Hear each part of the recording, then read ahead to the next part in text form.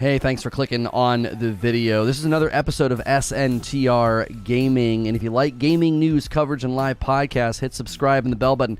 We will be talking about the New World server transfer in this video. I'm going to give you all the details just here in 1 second about what can you transfer, what can't you transfer, and why is there no region transfer. So this is an SNTR update. New World server transfers have still yet to be rolled out, but the devs took to the forums to post the following info on how it will work.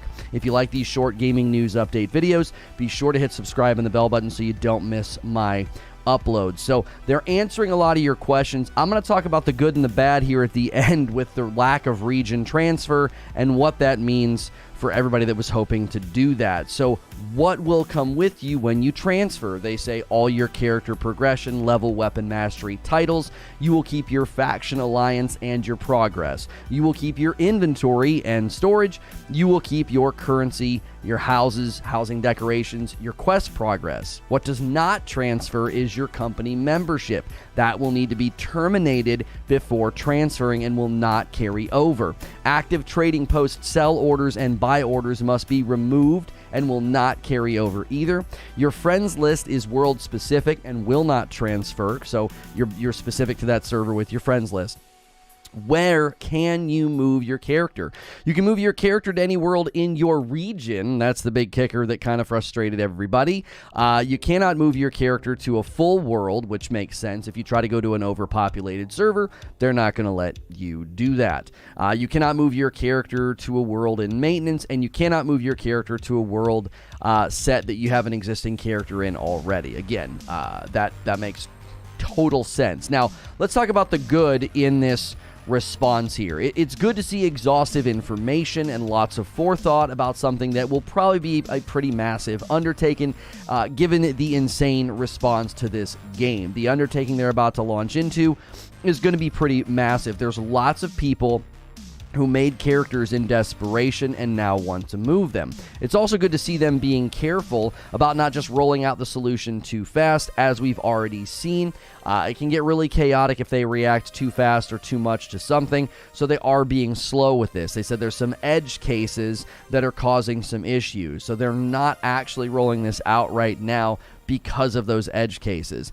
I do have to say, I always would appreciate and always do appreciate when devs and companies sort of err on the side of caution and they don't just roll out a bunch of changes. YouTube is sort of going through something very, very similar right now with their lack of updates. I appreciate the slowness because it means they're not going to cause havoc and chaos on the platform. However, let's talk about the bad in this announcement. Going back on their promise via Twitter to allow for region transfers will likely hurt a lot of players who just made characters to get started thinking they could move later. They probably just desperately chose the server, saw decent ping, and thought, I'm going to get in and get cracking because the beginning first 24 hours was pretty crazy. They did in fact say from the official New World Twitter answering someone's question, you will be able to transfer regions, and this being a technological impossibility, apparently, it is obviously a bummer. I don't think they meant to mislead the community. I don't think they were like, yeah, sure, go over wherever you want, and then like, whew, we'll lie about that later. I believe this was likely an accident by whoever ran the New World social account. Pretty easy mistake to make, to think, oh yeah, you'll be able to transfer no matter what. So much of what happened in the first week was desperate and reactionary, which is understandable, but now it's hurting and harming the player experience now. There are going to be people who are either stuck in a region they don't want to be in or unable to go to the servers that they would like to. This information this far out from launch is basically devastating to anyone who has put in time these past 2 weeks playing the game and leveling, because that progress is essentially gone. So, going forward, we hope that their communication response time and updates can be a little bit more time sensitive. If they would have been able to correct this record in the first week, in the first, 72 hours or whatever, people might have said, oh, I'm going to stop working in this region, I'll switch to another. Hopefully it doesn't harm your experience and it can help a lot of people get to where they want to go. And as always, if you like these short update videos, hit subscribe and the bell button, and I'll see you in the next one. And I'll see you right now. Good morning, good afternoon, and good evening. Thank you guys so much for being here. We greatly appreciate the support of the channel and the strong turnout every morning. I'm doing my absolute best. I am doing my absolute best to get in and on as fast as humanly possible in the mornings for you guys.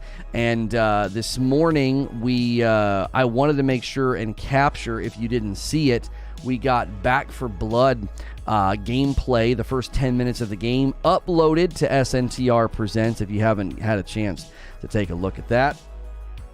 And then I've got Junkyard Simulator for this afternoon. So thank you guys so much for being here. We really, really appreciate it. I went all blue today to contrast with the green shirt. I thought it would look good with the green lights and the blue. I thought it looked nice. So I appreciate your guys' support.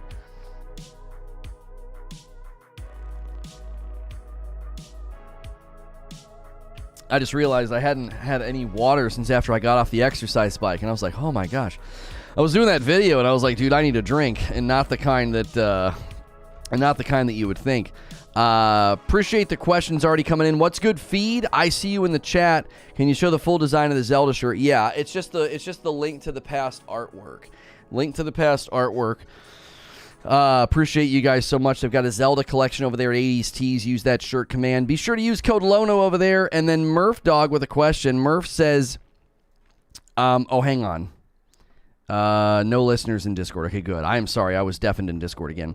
What is stopping them from having the ability to transfer characters from region to region? I don't think they have outlined in detail what the issue is. Hang on a second. I got to hit the button on the stupid camera.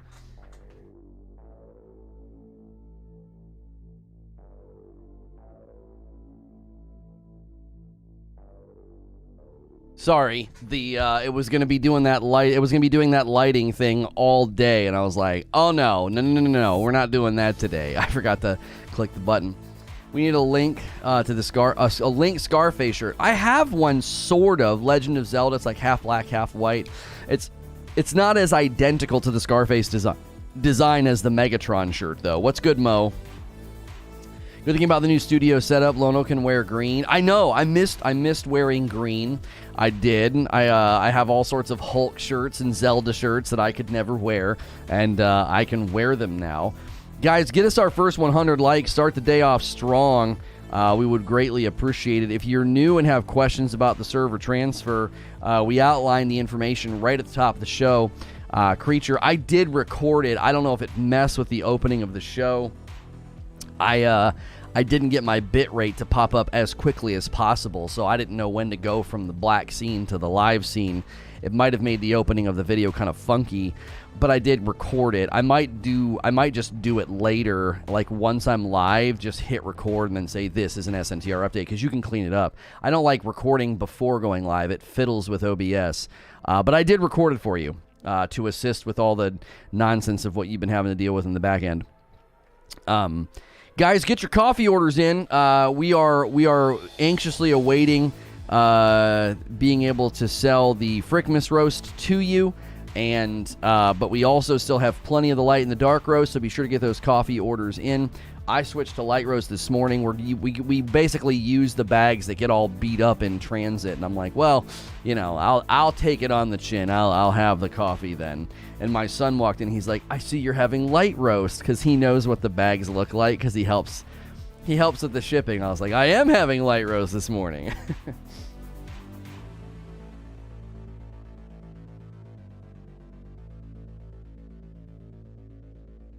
I don't know why the shake's so full this morning. Holy moly. It's like all the way to the top of the cup. Creature having back-end trouble. That's right. That is right. Good morning, Silver Subaru. Hey, Kat. How are you? Backwoods Biscuit, good morning to you. Good morning, Darth. Good to see everybody in chat. Moody. Morning, Zach. Next SNTR workout spec. That's right. Yeah, I played Back for Blood on PlayStation. My thoughts largely didn't change from the beta. It largely didn't change from the beta. It still feels kind of like they're making you walk in oatmeal. I don't know. I don't know. It just doesn't feel good. I did increase the FOV, and that helped a little bit. So, If stuff got damaged in the shipping, contact the shipper. Well, when a pallet of coffee shows up, and I've got 520 some odd bags of coffee, and a couple of them are kind of the worse for wear, I'm not, we drink the coffee anyway, so it's like, we'll just take those bags and use them. You know what I mean? Waiting on the Frickmas. The estimated delivery date was today, and now, but apparently it's Friday, so I don't know. It's possible we'll get it Friday. We won't take orders probably until next week, just so you know. The tracking is with the same carrier as last time. We have a better freight carrier now.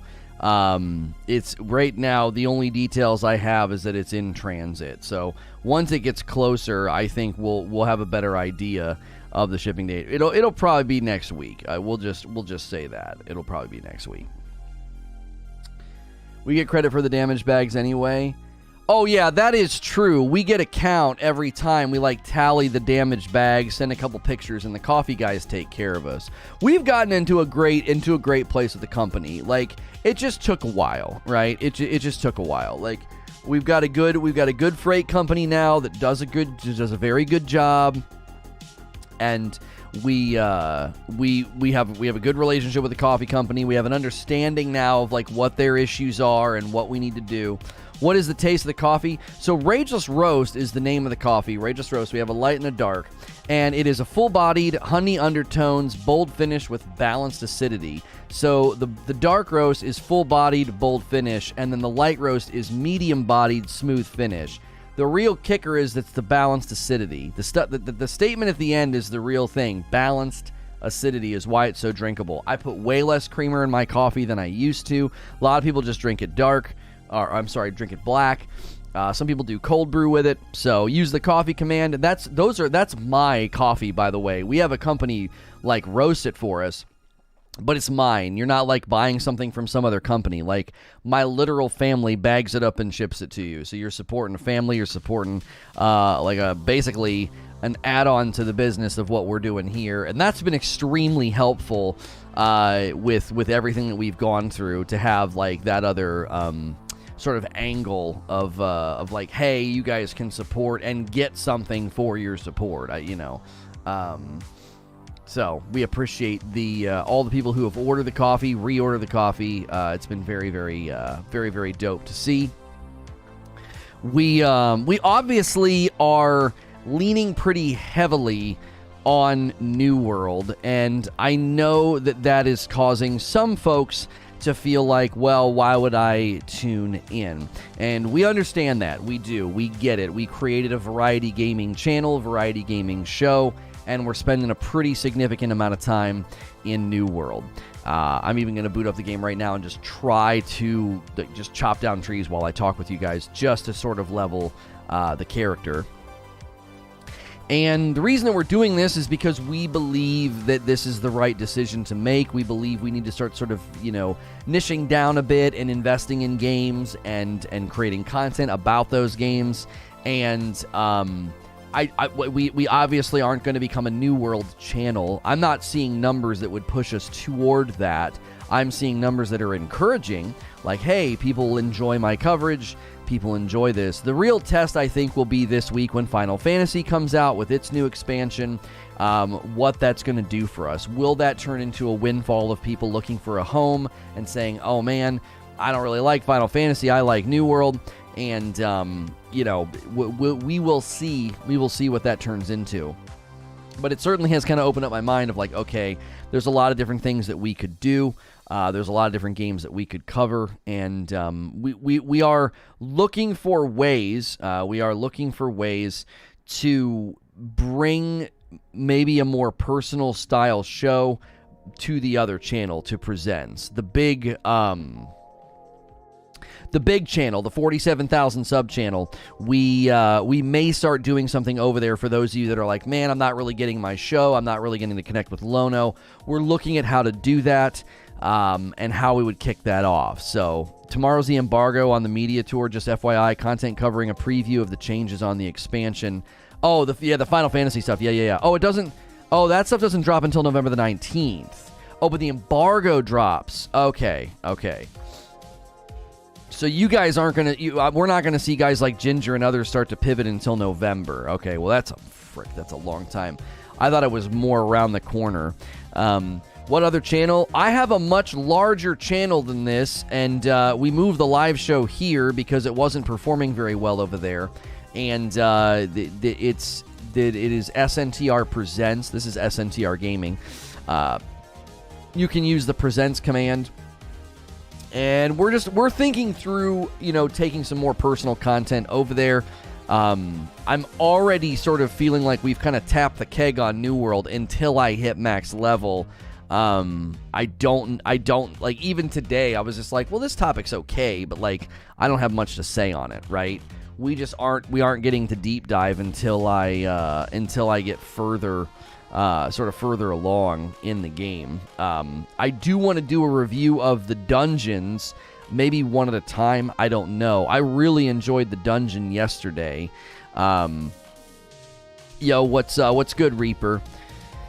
No, I don't do VR. I don't have a VR setup, and I don't ever plan on doing VR. That's not really me. That's not really my thing. And I'm not trying to pivot from game to game to game. I like covering new games. I want to dive back into Metroid Dread. I want to make sure and cover new stuff when it comes out. And so we're a New World channel now? No, don't do that even if you're joking. That just causes confusion. We are not a New World channel. The max level in New World is 60, and I am 38, I think. We made good progress yesterday. We are chiseling away at it. Really what we want to do is we want to make sure we're in a good position so when they start to outline their content plan or even roll out new content, we're not behind, right? We don't want to be behind. So and then the problem is we are behind. I don't live a life that allows me to do what all these other guys do. These YouTubers, man, they throw themselves at this stuff. And I can't do it. I'm like, I can't no life the game for an entire week or weekend or whatever. And I did significantly play off stream a lot more than I ever have of most games. I played a lot off stream, and it was enjoyable. I wasn't like dreading it, but I definitely was like, I can't do this. I can't do this like playing off stream thing and no life, you know what I mean? No life the game or whatever. What's your thumbnail take on Dungeon? Seeing pretty much they suck their grade in comment threads everywhere. I have played the first two. I think the first one's a great introductory dungeon. It gets the job done. No frills, nothing amazing. It's not going to blow your hair back, but an enjoyable little content loop. Now, I do think they need to free it up a little bit, so once you get to a certain point, maybe you could rerun it a lot more. They're making it to where you can't just keep jumping back in. You've got to like farm for a currency and then get an orb. And you have to like you can grab like a secondary quest from like a dog that gets pretty good XP or whatever. The second I think the second dungeon was really enjoyable. I liked it quite a bit. I thought it was very, very well done. I liked the mechanics. I thought the approach to it was very good. I think the bosses are excellent in this. I think they look super dope. I got a great picture of the boss yesterday as he stood up. Even when we're running the corrupted zones, I like the bosses, the big, infected stag that shows up, and like the demon that shows up. I think they look really, really good. I've enjoyed the enemy design, character design. I think the fighting is good. I like the content loop in New World. Let me tell you, I like going out and like doing my thing and chopping trees and hunting stuff, and then running some corrupted zones with the boys, and then jumping into a dungeon. I'm sorry. Thinking that you're behind is going to murder your interest in the game. You're not behind. You're still leveling. That's all. Well, that's true. That's true. And Reckless, that's one of the reasons why I'm trying my best to balance like healthy engagement with the game, so that I don't do exactly what you're talking about. Like, I don't want to pour acid on my interest and love for the game, because like I go insane, like, and just do everything. I have always been the everyman's streamer. Like, I try to represent the more casual player, the more mid lane player, because that's who I am. Now, obviously, in the other game, new content would come out, and I'd have to go nuts for a day or two to get into a position, not really a day or two, for like a week, dealing with the leveling and blah, blah, blah, so that we could be in a position to cover the game and cover the content. So there's always going to be that period of like, yeah, we got to go through this, we got to go through this, and then you're able to cover the content. Are the bosses that big, sit in the middle, and absorb damage style, or are they actually interesting?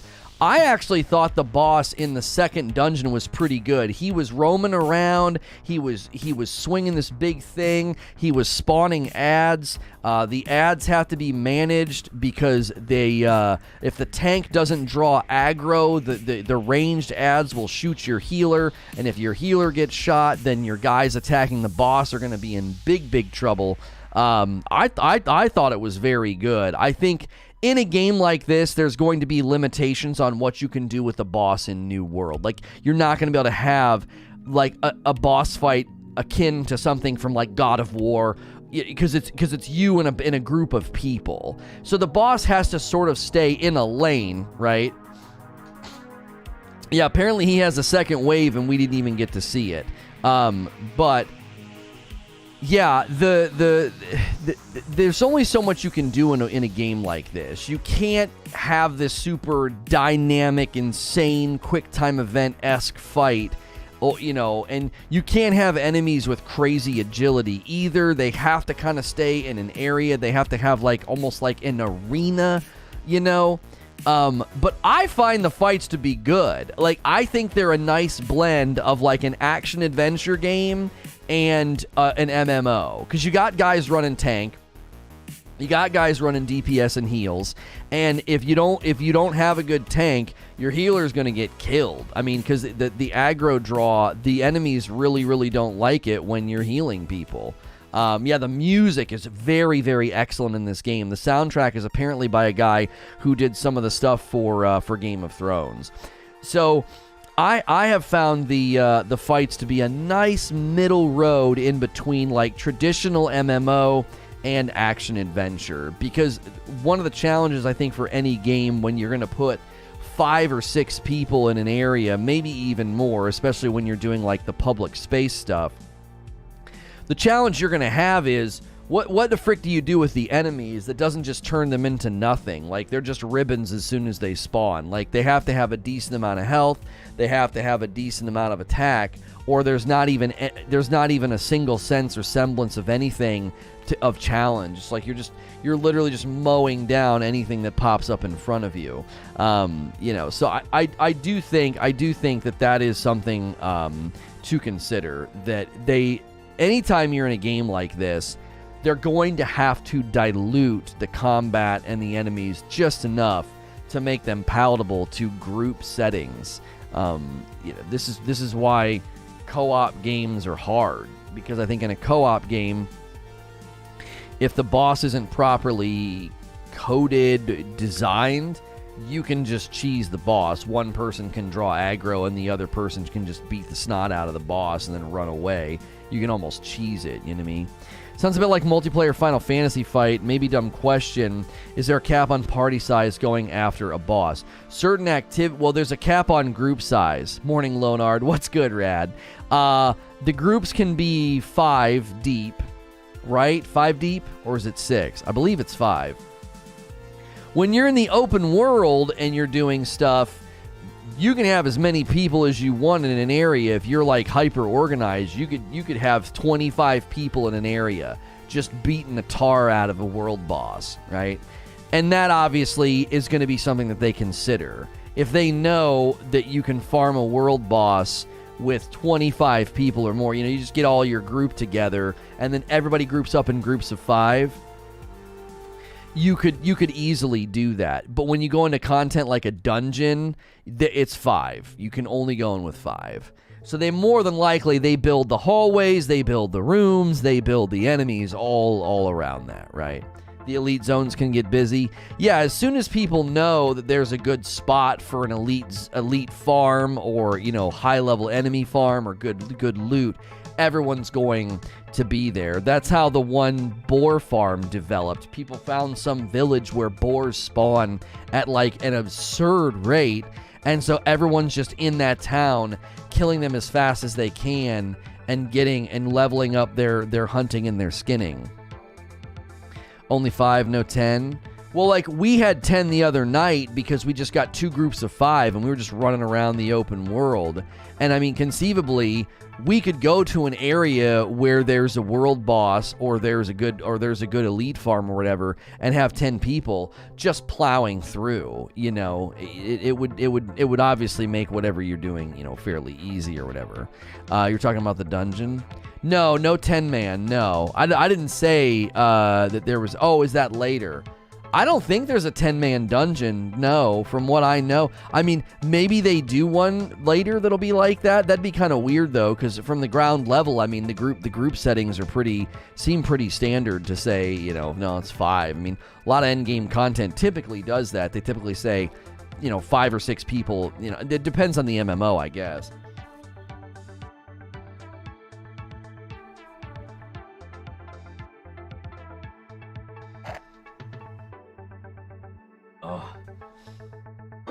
Man, my wife's trying to drown me. That was the biggest milkshake I've ever had in the morning. I think it was full to the brim. It was full to the brim. Let's do a poll. New world character transfer. Are you doing it? Are you doing it? We'll do a yes and a no. And we'll do a not playing. Not playing. Sadly, this is going to be a depressing poll. Not playing is probably going to win. Tell me more of this boar farm. I would encourage you to not do it. If you're savvy and can use YouTube, you'll find the videos that tell you how to do it, okay? But I'm going to tell you right now, it's probably not a good idea to do it. They've already said in their terms of service that they updated recently that you are not to be doing exploits or griefing. Like, if you discover an exploit, you're not supposed to do it. Now, the other day, we farmed a boss for like 20 minutes because he just kept respawning. And obviously, if we were getting crazy XP and we stood there for 6 hours, it would likely trigger, you know, an internal alarm system in the game that would potentially take that XP away. I don't know if they're going to ban us, you know, for it if you do something like that. I've not done any of the exploits. I've not. I was initially, but then the world where my friends are at opened up, so I just made a new character and got in. I wasn't really high on the level that I picked originally. Yeah, you know, honestly, it's probably faster and more enjoyable because you can play with your you can play with the boys. That, you know, that's probably more enjoyable than waiting for the transfer. You know, it's definitely a game that is significantly more enjoyable with your friends. I am literally just sitting here. I'm just chopping trees. I did it for 30 minutes. The XP wasn't worth it, but it was a good way to unlock base skills on a few weapons. I remember doing the pig farm in ESO a few years back, people standing in a barn waiting to group up, or you could try it against the group. So they had a similar thing in ESO, but it was a pig farm, huh? I've always said this, that any time, and this is something that I've always thought that, you know, companies need to consider. Anytime you are attempting to, you know, to limit what players can do, okay? Anytime. How many dungeons altogether? Right now there's 4. Anytime you limit what players can do, like you slow down leveling, I've always said, and I quote Ian Malcolm, life will find a way, okay? Life will find a way. Gamers, can this thing open? What is going on? Jiminy Christmas. I don't like this new mug. Like, it keeps the coffee so hot, like I can't drink it for like an hour. So much leather got patched after a week. Right. gamers are going to find the shortcuts, right? There's more than 4. So are you saying that because there's some that are planned, or are there more than 4 right now playable in the game, Harry? Yo, what's good, Captain Toasty Buns? That would be my question. If they're... I'm curious how you know that. I think there's more than 4. That's why like gamers make amazing QA and tech support consultants. That's right. Amrine, Sarson, Depths, Dynasty, Genesis, and Lazarus. Oh my gosh. Right now in the game? There's 6 in the game right now. Oh, that's awesome. I didn't know that. I thought there was only 4. Can't wait to transfer to the same servers everyone here. Pumped to play without the bad queue times. Yeah, our servers opened up, so you'll be able to move to Eden. Unless it gets overwhelmed with transfers, you should be able to move to Eden, no problem. I've just been sitting here logging all morning. I've gone from like 54 to 58 already. Good morning, Chest Pain. How are you? Good to see you. 6 total. That's not bad. That's not bad. Ashton says, off topic and related to Battlefield, do you think the Frostbite engine is a big liability? Man, I mean, according to the guys that worked on Anthem, that Frostbite engine's got razor blades in it. It just is. It is tough, you know. It is tough to develop for, and it may have run its course. You know, it's kind of like that with Fallout, right? Everybody thinks Fallout's super buggy. It's like, well, the engine's just old. You know what I mean? Join the coffee company. We shall soon become a mob. That's right. That's right, Camille. That is right. If you stumble across some weird spot where you can camp for a while and get XP or whatever quickly, and then they penalize you, that'd be some top shelf BS. Well, there is a difference between finding a very good farming spot and finding what is classified as an exploit. If you go into a town and pigs are, boar are literally appearing faster than they're supposed to, and you know that this is not how the game is intended to run, and you farm it for 8 hours, you agree at the beginning in the terms of service that you won't take advantage of exploits. Now, some games have a very different mindset. Some games are, they're not anti-exploit. They're like, thanks for finding the exploit. We will fix that. Bank error in your favor is how a lot of companies handle it. One of the main reasons you're not going to see that from Amazon with this game is they will be selling XP boosts for real money. So the last thing they want is YouTube guides floating around and people bypassing sort of all of the leveling that they intend to be at a certain pace. And if you bypass that, you are essentially bypassing the game's design, which at some level, is going to motivate some sectors of the community to spend money. Is that right? Is that wrong? I don't really have an answer. I don't really have an answer about is it right or is it wrong. It's their choice to protect their business interests and their IP and to say, we don't want people doing that, You gonna play the new Pokemon remakes next month? Really excited to play Diamond. I don't really play those kind of games, my man. That smells a lot of blaming the game glitches on the gamers. It's not that they're blaming the glitches on the gamers. It's more of a, hey, that's not how that's supposed to work, and you agreed to not take advantage of that sort of thing. Again, I'm not going to sit here and tell you it's right or it's wrong. It's their property. It's their game. And when they say, hey, you agreed, you agreed to not do this, and if you do it, then, you're gonna get penalized. And the penalty may literally be they walk back your XP that you earned. You know what I'm saying? They may just walk it back and say, hey, we're gonna take away your we're gonna take away the XP that you earned.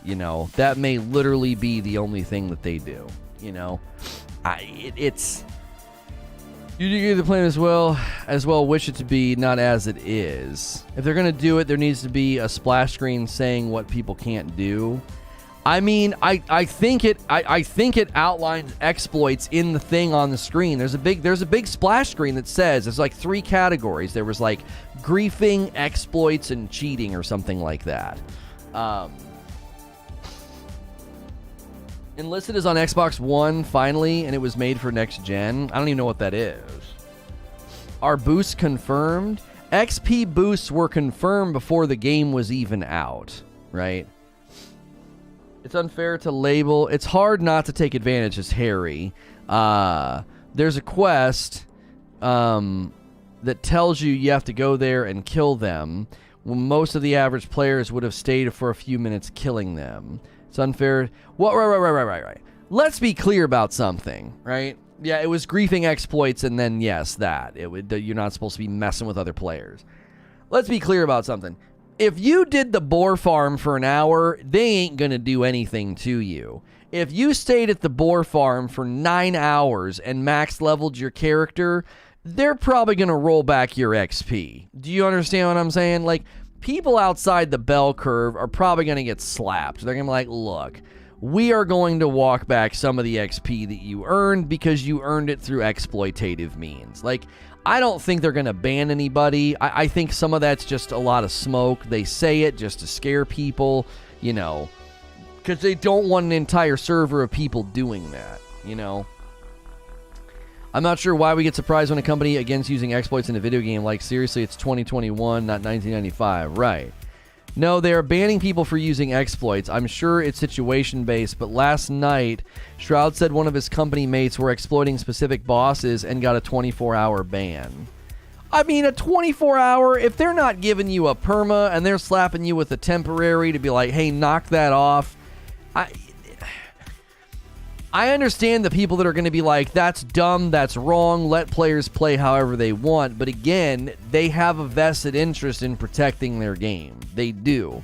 You can't have entire servers and sectors of people doing stuff that is broken. It's not good for the game. It's not good for the servers. If you have everybody clustering in one spot like that, you know, it'll mess with the spawn timers. It'll mess with what the world is supposed to be doing. It's not supposed to be doing that.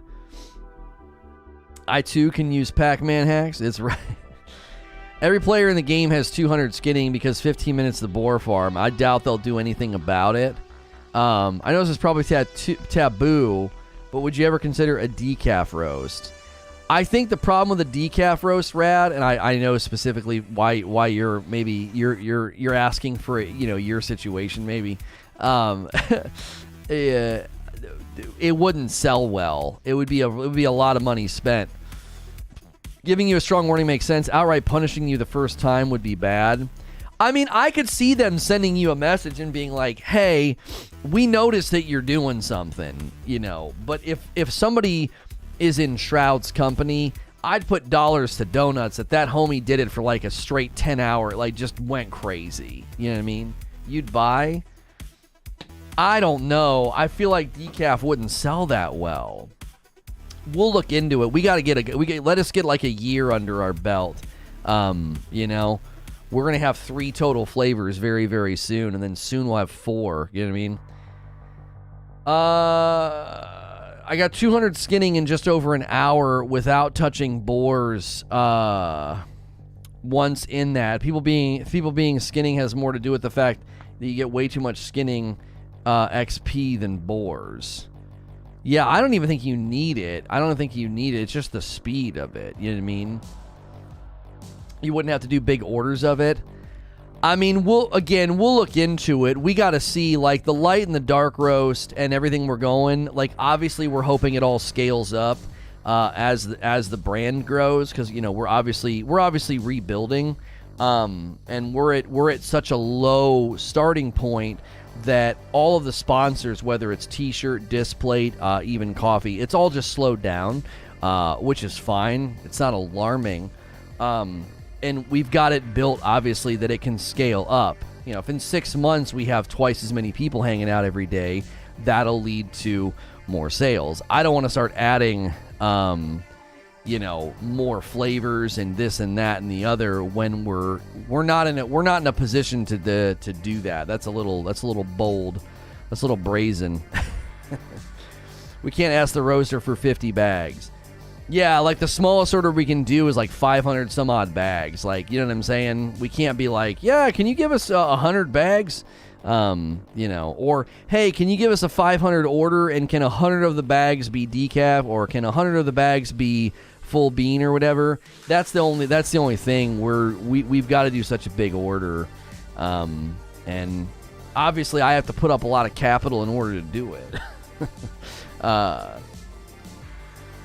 Every dark roast order is potentially a lost light roast. Not necessarily. There are people that order both and then gravitate towards one. You know, there are people that order both and then they end up gravitating towards one. They try both. That's a lot of decaf that probably won't sell if it's not fresh. Yeah, it would sit. Now, I mean, the coffee, the way that it's vacuum sealed and bagged and stuff, I mean, it would be fresh for a long time. It's not like it would sit for 2 years, you know. The coffee you're buying at the store is, you know, it wasn't bagged yesterday.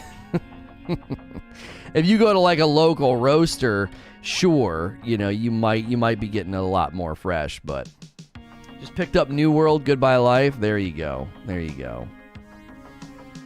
It's counterintuitive, in my opinion, for a game to take action against players that exploit the game if that exploit benefits the player and doesn't affect PvP or endgame. Why is it the player's fault for finding something the devs didn't? Well, but that's not what it is. Like I feel like we're sort of misrepresenting what the devs are actively doing. The devs are not punishing you for finding something that they didn't. They're punishing you for breaking TOS. Like, if you agree to the TOS and then you find an exploit and do it, you can't be like, you can't call foul. Do you know what I'm saying? If you go into a restaurant and they say, hey, we have a fountain drink service, you only get one refill. Do you agree to these terms? And you're like, yeah, sure. And you sign your bill and you pay for your food and they hand you your tray and your cup. And then you go and grab a second refill and they kick you out. You can't be like, well, what's it to you? This stuff's so cheap. It's like, no, you agreed to this before you came in here. What are you talking about? Like, you can't agree to the TOS and then, like, surprised Pikachu face when they enforce the TOS. Like, what do you... Wait a minute, you guys are actually going to enforce that thing that I said I wouldn't do? Like, come on. People doing boars are the same people who do Ocean View Posts or Lodestone Bears for XP. In terms of XP per hour, they're worse than other legit sources, so it's likely not an issue. Yeah, I don't think the boar farm in particular is something they're going to set their sights on. There are probably more egregious exploits that they have in mind that will turn up. It's not about like somebody that doesn't, you know, can't get out a calculator and do the math to be like, we're not actually, you know, we're not actually worried about those people. Those people aren't actually leveling efficiently. You know what I mean? Spider-Man 2 missions will let you play as Peter Parker or Miles Morales. I thought they were going to do that, let you play as both. I thought there was also going to be missions where you would have to play as Miles. I was envisioning like Peter needing rescued and stuff. The skinning and tracking is the easiest gathering skill to level. People are level 200 skinning because once you start skinning level 40 animals, they give you a ridiculous amount of skill per skinning. Right, you go to the higher level areas. Yeah. That rumor ain't it? What do you mean? Well, that would be... why is that rumor not it? They've obviously introduced both characters and they showed them both in the debut trailer for Spider-Man 2. All form of exploit are covered in the TOS you agree to, even if the game...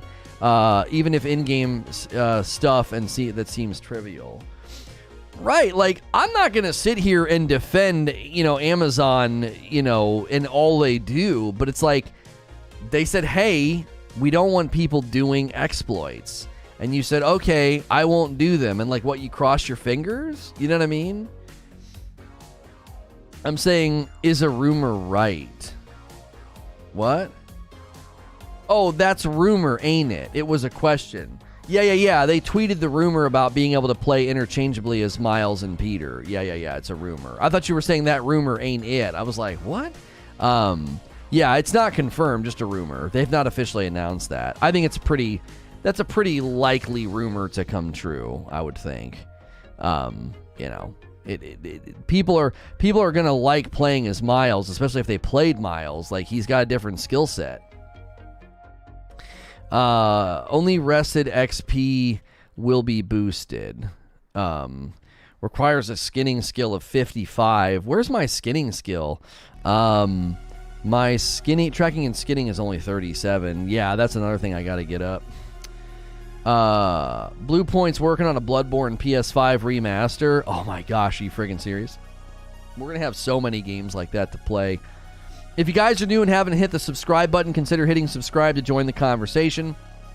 The poll at the top of the chat is asking if you will be transferring your character. A lot of the audience here actually doesn't play the game, but they enjoy the conversation. I am a Safe for Work broadcaster. We do variety gaming news coverage. And then right now we've been doing a lot of New World coverage because it's a brand new game. Since it's not multiplayer, that would be fun. That's another rumor, right? Well, I don't know if it's a rumor that it's not multiplayer. The official announcements and descriptions described it as a single-player game. So, is that confirmed info, Eugene? Yeah, is that confirmed, Eugene, or are you just putting that in chat to get people excited? Because that wouldn't surprise me at all when they bought Blue Point, you know. That's what you're going to use them for, I would think. Looking forward to the KOTOR remake. I'm hype. I'll be honest, I was never a KOTOR guy, so it might be an opportunity for me to dive in for sure. You know what I mean? Oh, you're talking about Bloodborne. Yeah. That's another rumor, I would think, at this point. It's again, it's probably a likely one. You know, I'm super frustrated by the region locking thing, says Salty. My first character is level 24 with trade skills getting close to 100. What region would you have switched to, Salty? I'm only willing to transfer my character if the entire community is doing it for us all to play together. I don't think that we're doing that. I don't think we're going to need to move servers. You know what I mean? Oh, it's too hot. Oh, I can't even enjoy it when it's that hot. You can't taste it. You'll do the same thing you did with Mass Effect on KOTOR. What, just make fun of it and then stop playing it after a day? I would have switched my first tune to your server set. Yeah, but what region did you pick? So if you picked West, US West, you can't switch to US East? We need to wait and see what happens when server transfer opens. Yeah. Right now, I have to use my other character, Emperor Salt. Okay. Don't slander Mass Effect. I don't have any problem with Mass Effect. I mean, I just end up trying to romance everybody. The fact that they don't let you romance the old lady doctor is just irritating. It's just irritating. That was my biggest heartbreak. I wanted to romance the old lady. Okay. In the grand scheme, the average player 100 isn't that high. That's high for a casual, though. Well, sure.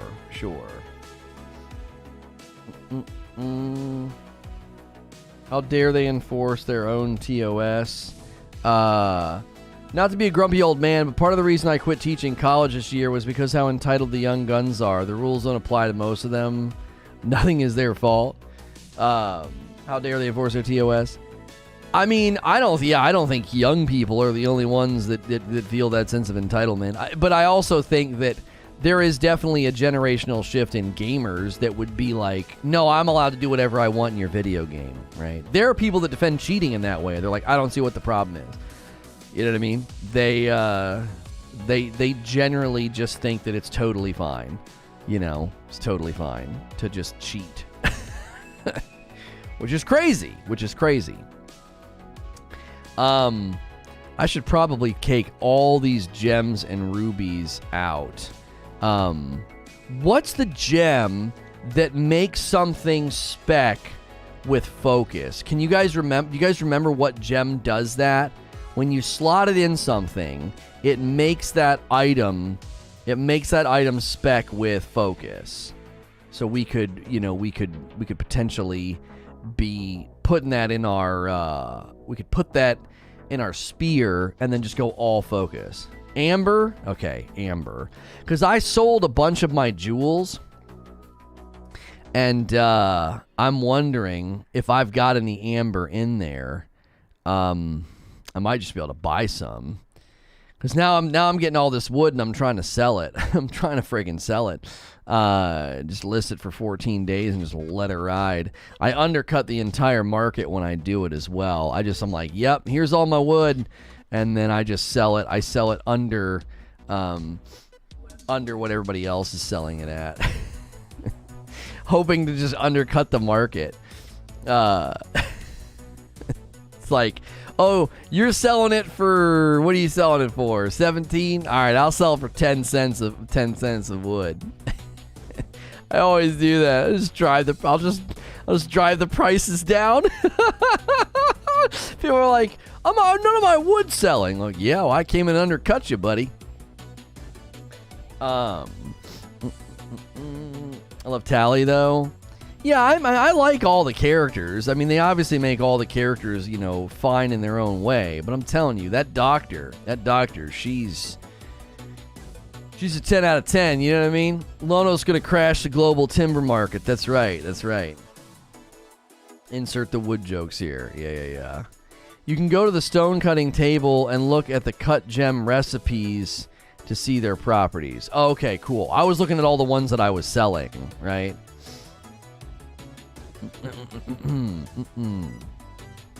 You have to watch, though, Lono. If you sell too cheap, you'll actually lose money. Well, sure, because of the listing price. Yeah. I'm throwing so much wood in there. I mean, if they buy even half of it, I'll make back the $5 listing. You know what I mean? That doctor is in need of some romance. I even found the whiskey and brought it back, and we had a drink, and then we both woke up the next morning, and it was like, oh, we had too much to drink, and I was like, that was the most boring result ever.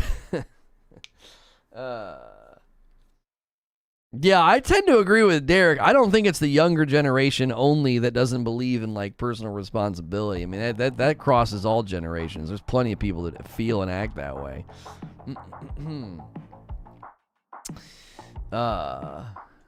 Yeah, everybody got to get your wood jokes in. That's right. Get your wood jokes in.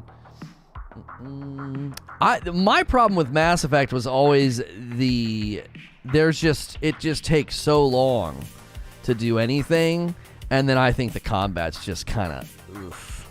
It's oof. It just isn't that great. The combat's not good enough, If the combat was, well, that's the thing too, is if the combat was stellar, I wouldn't want to spend any time talking to anybody or going through dialogue trees. I'd want to be out, grinding and questing, You got so excited when you found the brandy. I was like, this is it. This is what she wanted me to get. I was like, we're going to go back. We're going to go back and we're going to, put on some jazz and we're going to get this done, Nobody bats an eye at romancing an alien with weird blue tentacles on her head, but everyone scoffs at wanting to romance the hot old lady. Come on, she's like the Helen Mirren of Mass Effect. You're going to sit here and tell me that if Helen Mirren asked you to dinner, you'd say no? Get the frick out of here. You would be like, oh my gosh, you'd be stammering and you wouldn't even know. You wouldn't even know what to say. Mass Effect 2 combat was decent. It's not that it's bad, it just isn't very good. You know what I mean? It just isn't very good. Mirren? Yeah, Helen Mirren. You don't know who Helen Mirren is? Oh, goodness. You poor, poor soul. What is the matter with you? What are you talking about? Do you need any amber gems? Oh, I would love some for my spear, yeah, because then I would respec everything into focus. I'd respec everything into focus. She's a boss. It was on the Graham Norton show. Who was it? Who was the guy that kissed her? Was it? It was the guy. It was Mark Ruffalo got to kiss her. I was like, you lucky dog, you. He had to do a scene or whatever. No. It wasn't Mark Ruffalo. It was Paul Rudd. The ageless Paul Rudd. The ageless Paul Rudd got to kiss Helen Mirren on the Graham Norton show. I was like, Paul Rudd, man, living the dream. He's in the Marvel Universe, and he got to kiss Helen Mirren. Yeah.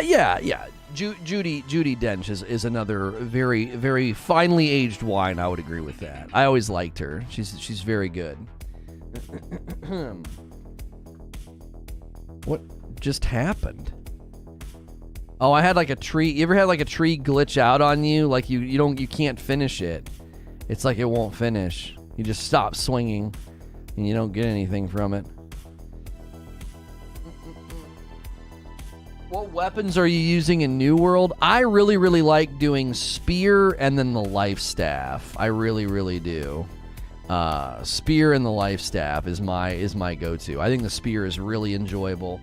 A lot of people are running hatchet. My concern is that hatchet's probably going to get a nerf. It's probably going to get a nerf, I would think. Lono's got loads of wood, has trouble finishing. That's right. I swear Paul doesn't age. Yeah, Paul Rudd doesn't age. He doesn't, he does not. He does look a little bit more seasoned lately. Like he doesn't look like a teenager, Some of it's his hair, his hairstyle. Paul is in Halloween, The Curse of Michael Myers from 1995. And he looks exactly the same. Yeah. The hatchet is so satisfying. The sounds are brutal. Yeah. I like watching the tanks and the DPSers go to town with the Warhammer. I really do. That's never been me. I was never a barb. I was never a barbarian in like Diablo. I never wanted to be like up in the mix swinging. I always liked, something more in the middle, a mix of range and sword, shield, paladin, stuff like that. I may be the only person with a great axe and a life staff. I tried the ice gauntlet and life staff and just kept running into trouble. Well, I'm gonna be honest with you. Going great axe and life staff is not the greatest endgame blend. I mean, I might get corrected here by people in chat, but you're grabbing something to be a healer and a tank DPS. It's a little bit of a conflict there, I would think. You want to kind of lean more heavily into one or the other. Now, you could probably be a pretty aggressive tank healer and be okay. I just wonder if when you get into the late game, people are going to be like, no, you got to go one or the other. You got to either be a tank, or you got to be a healer, right? Not a good combo, too much stat split. Yeah, you're not really complementing your stats all that well. That's going to be the main issue that you're going to run into. Now, you could socket the axe with amber so that it scales with focus and go all focus for your life staff.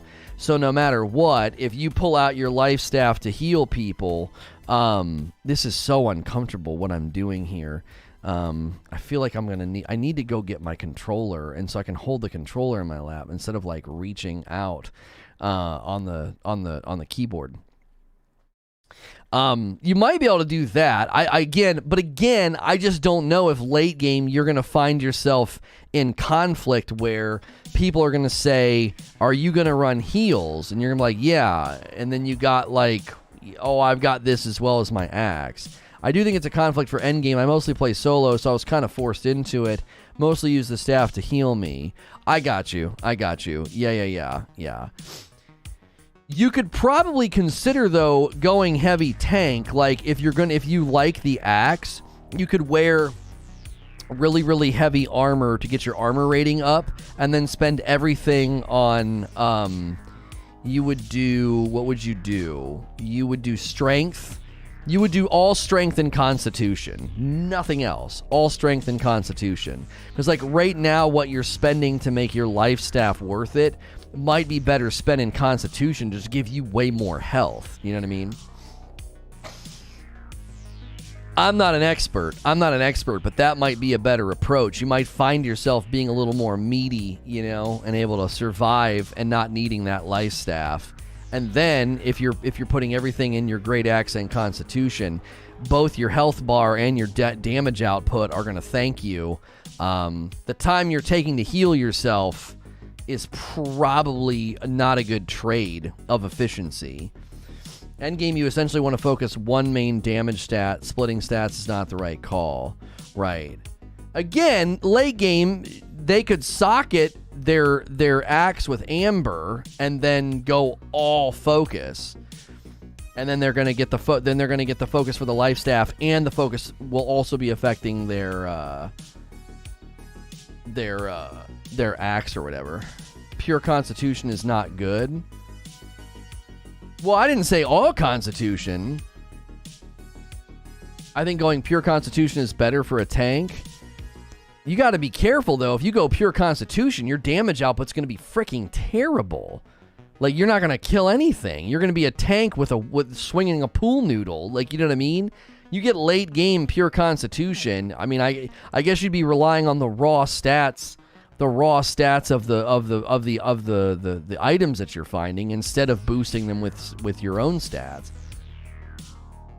Strength and Constitution, for sure, good plan. Now I have it split with focus and strength and Constitution. Yeah, I think the real challenge is the minute you go for an axe or a hammer, the secondary weapon, I don't know. It almost just becomes pointless. I don't know. It just seems like, why would you ever pull out another weapon? Just go as hard as you can against, with the axe or the hammer. I'm gonna spec as a ninja, and suddenly a max stats, and you break, and you do 9,999 damage with your bare fist. That's right. A non-DPS tank, a pure defense tank. Yeah, I mean, you'd be pure defense aggro draw, and then what? If you go pure defense tank, you'd go sword and shield, I would think, and just sit there and just be a dadgum meat shield, You would just go sword and shield then. Isn't a tank supposed to do 0 damage and be an indestructible wall? I mean, yes and no. I mean, there's probably a lot of different philosophies and schools of thought here. My thinking is, if you're constantly up in the boss's nose drawing aggro and taking damage, you want to be able to do decent damage. You're not trying to be DPS, but you need to be able to do something, right? Both Hammer and Great Axe have crowd control abilities. Yeah. Tanks can't hold threat without doing decent damage. Yeah, that's what I'm thinking. Like, you've got to at least be doing something. Like, again, you can't be hitting the boss with a pool noodle and be like, well, I'm indestructible. Like, you know what I mean? I'm full Constitution with sword and shield and a hatchet. The hatchet buffs give me okay damage. I just wonder, late game, are you going to draw aggro if you literally aren't doing any damage? Transfer update is here. No, we walked through the details that they gave us. They gave us details on it, and it's not looking good for people that want a region transfer. No, Final Fantasy tanks do good damage, not as much as DPS, but they contribute a decent chunk, right? Proof, Halloween, and Paul Rudd and Halloween. I mean, I love Paul Rudd as much as anybody, but he's definitely aged. He looks like a baby in that picture. He looks so young in that picture. I wonder if the 5 o'clock shadow is drawn on. Like, look at that baby face. You know what I'm saying? I wouldn't let him drive a car in that picture. I've been sleeping on rapiers. What the heck? Yeah, rapiers are very, very popular. A lot of people like running a rapier musket build, like almost like a musketeer. You know what I mean? Which I don't think I ever put together the fact that, is that the origin of why they're called musketeers? Is that, I never even thought about that until just now. It's like saying it out loud. Paul Rudd and Ghostbusters. Yeah, try and tell me he's not showing signs of age. I mean, he's a beautiful man. I mean, he is definitely aging well, but he's aging, he looks good. He's aging like a fine wine, Getting one stat to 300 and a secondary stat, depending on which buff you really want, is the play. Yeah. You need gear with the hated perk with carnelians on weapons, and it doesn't really matter how much damage you do. Okay. You go rapier musket, rapier life staff. Okay.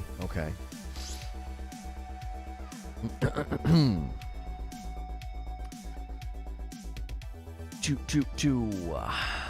Da da da da da. That's good to know. Yeah. I mean, I'm learning along with you guys as well. Like, I'm not an MMO guy, but I was just applying basic, I don't know. I was just kind of being deductive about it. I was like, I don't think you'd want to do that. My tank build is 25 strength and the rest in the constitution. I spec my spear to have constitution and strength. I have around 88 strength total and 280 constitution. I use hammer as my secondary weapon, and I do enough damage.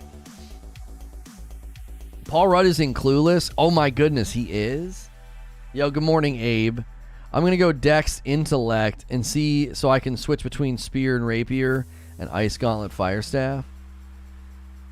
I want to get an amber. I want to get an amber in my spear at all times, and then go all focus and see what that looks like. You know what I mean? Be crazy good at healing, but if the spear is scaling with focus, how do I split again? What is it? Oh, it's control. I gotta split off just enough to go. So what are you supposed to do with all this wood? Like, it's gonna take up too much space in my what town are you in? I'm in Brightwood. You can get a ton of attributes from your armor too, not just points. Yeah. I could store it all, but it feels stupid to store it all. It's just gonna take up space in my storage shed, and then I'm gonna be, because my storage shed can hold 1,000 pounds, and I've got 300 pounds of wood. Like, I would be filling it. That's all it's gonna end up being is wood. You feel bad for Jason Momoa? Why do you feel bad for Momoa? I mean, if he needs comforted, I'm happy to comfort him. If he needs anything, I'd be there for him. I would be there for him, whatever he needs, whatever he needs. Place a sell order.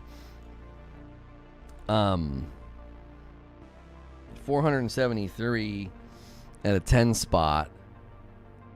Storage management is the end game. Sell order. Your item flawed amber is also... I just sold a flawed amber. I didn't realize... Oh, that's annoying. I was like, I wonder if I sold an amber, and it just popped up on screen that someone bought it. Yeah, unfortunately, the listing fee is more expensive than the money that I would make on the aged wood. What about the green wood? If I sell it all, yeah, it's going to be more expensive. Current buy orders? Well, people have buy orders. Why can't I sell to them? Can you sell to people that have how do you do that? Oh, I see. Yeah. Maybe if I put it at the price that they're putting it at, I don't even know. It's costing me more to list it. I missed the trade offer. Imagine your agent calling you about starring in the DCEU, and it's Aquaman, and your solo movie sucks, and your other movies get ruined by ham-fisted directors. Wait, did you just... Oh, no, you didn't. Okay. I thought the Aquaman movie was fine. I actually enjoyed it. I'm one of the few people that didn't think it was as bad as everybody says it was. I'm confused. So when I go to sell something, right, and I see buy orders for those items, you hated Aquaman? Yeah, I didn't think it was that bad. I don't know. He usually switches the gameplay a few hours into the discussion. Yeah.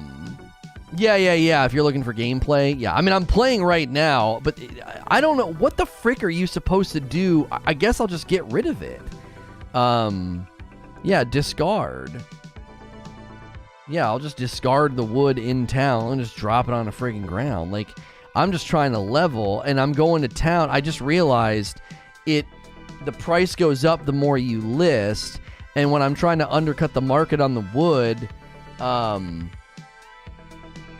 There should be a sell button to the right on buy orders. Wait, but it wasn't, yeah, it wasn't letting me. Don't drop? Why not? It's just a bother. I just make charcoal or lumber. Yeah, but see, then it's going to make charcoal. Okay. And then what? Sell the charcoal? Isn't that going to raise my smelting? Yeah, I don't want my smelting to go way up. Because if my smelting goes up, then all those quests that I'm going to get are going to go way up. Well, I guess eventually you have to level them anyway. The charcoal's way lighter. Right. What's charcoal sell for? Can you, like, let's see what charcoal sells for. Place a sell order. There's no buy orders. People are selling it for 29 cents. If I sell it for 20 cents, list that. Yeah, we'll do that. Then I can make some money. I think. Because 248 times 20 cents is going to be 50 bucks. Yeah. If we actually sell it. I'll just keep undercutting the market. Yeah, a flawed amber sold for $60 somewhere. I don't know where the frick. Did one of you go and buy a flawed amber? Because you heard me talking about it, you know? You don't want to level up your skills. So if you're trying to level your character, okay, here, let me show you. Here we go. These trade skills right over here that I'm circling, they're under the banner of refining. When they're in the 50s, okay, your town board quests are good and they're also somewhat reasonable, okay? The higher up it gets, okay, it gets more challenging. So a couple of the leveling guides that I watched basically said you don't want to get your refining skills too high if you're enjoying the town board grind. Because, sure, some of the things are offering you like 7,000 XP, but they're going to be a lot harder to complete. If you're brute forcing the town board with your gold, with your money, then it's more effective to stay in the 50s, because once it's like 7,000 XP, it's going to be something that you can't just go buy with money, which means you have to do it, and then the time to XP ratio starts to get depreciating returns, because it's going to take you way longer to do whatever it's asking you to do. Does that make sense? So for the time being, it's so easy to level those skills, right? You want to keep your refining skills in the 50s so you can use the town board leveling if you'd like. Like if you do a grind and you have a bunch of Azoth and a bunch of gold, you can kind of brute force some of the leveling with the town board, right? Where's all the gold coming from? Right, you'd have to look up a gold farm, look up a video on how to gold farm, and then do the corrupted grind for the Azoth, and then spend some time using all of your gold to do the town board grind. You're going to fast travel here, grab everything from the town board, buy everything from the trade station. Go to the next town. Go to the town board, buy everything from the trade station. I just collect items while I'm out. Listen. You want to play organically, I encourage you to do that. Doing what I've been doing with the town board, it's not ideal. It isn't. It's not ideal. It's all about efficiency. I got limited time, and I got people that are willing to send me, piles of gold. That's a unique scenario as a streamer. I'm trying to get to a place where my character can be at a good level, and I'm trying, I'm trying to show there's a variety of ways to approach, how to handle all the leveling and stuff in this game. So, you don't necessarily want your refining skills, because smelting, I don't think smelting will mess with me. Will it? No, smelting is a refining tool, yeah, so. Pharrell Williams is another person that doesn't age. Yeah, that's true. Thank you for the $2 tip. I appreciate that. If you guys haven't smashed the like button yet today, The likes are kind of lacking. Do that. Hit subscribe if you're enjoying the conversation and the New World coverage. I am a Safe for Work broadcaster. We do gameplay in the afternoons. I'm obviously doing gameplay right now, doing my best to level my character. If you have questions about the server transfer, we read through the all the info this morning, and the bad news is that they are going back on their word when they told people you could do a region transfer. They are now saying that will not be possible. So, streamer's a funny word for leech. Hey, yesterday, I didn't even ask for it, and the guy gave me money. Like, what do you want me to do? What do you want me to do? Like, people just give me money, Eugene. You know what I mean? It's just the way of the road, baby. It's the way of the road.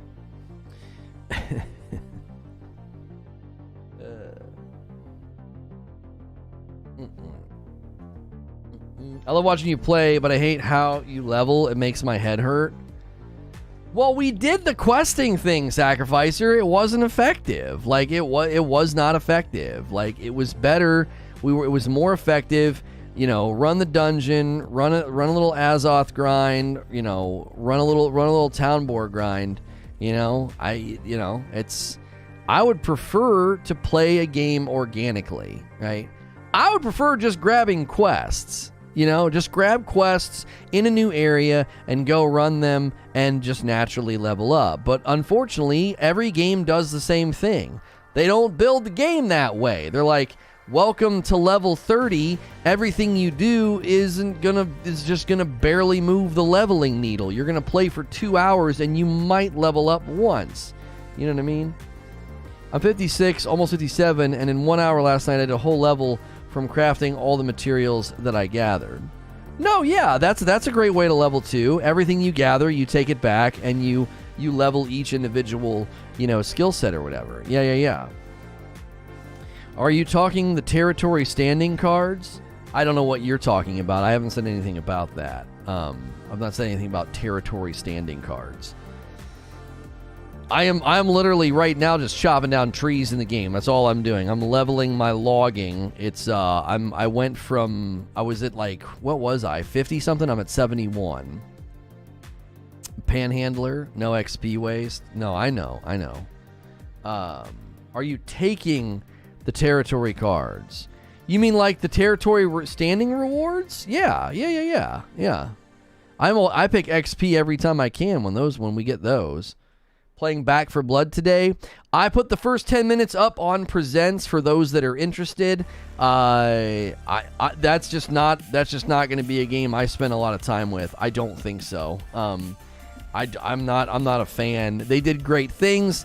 There's a looting aspect. There's an investment aspect. There's these cards you can do.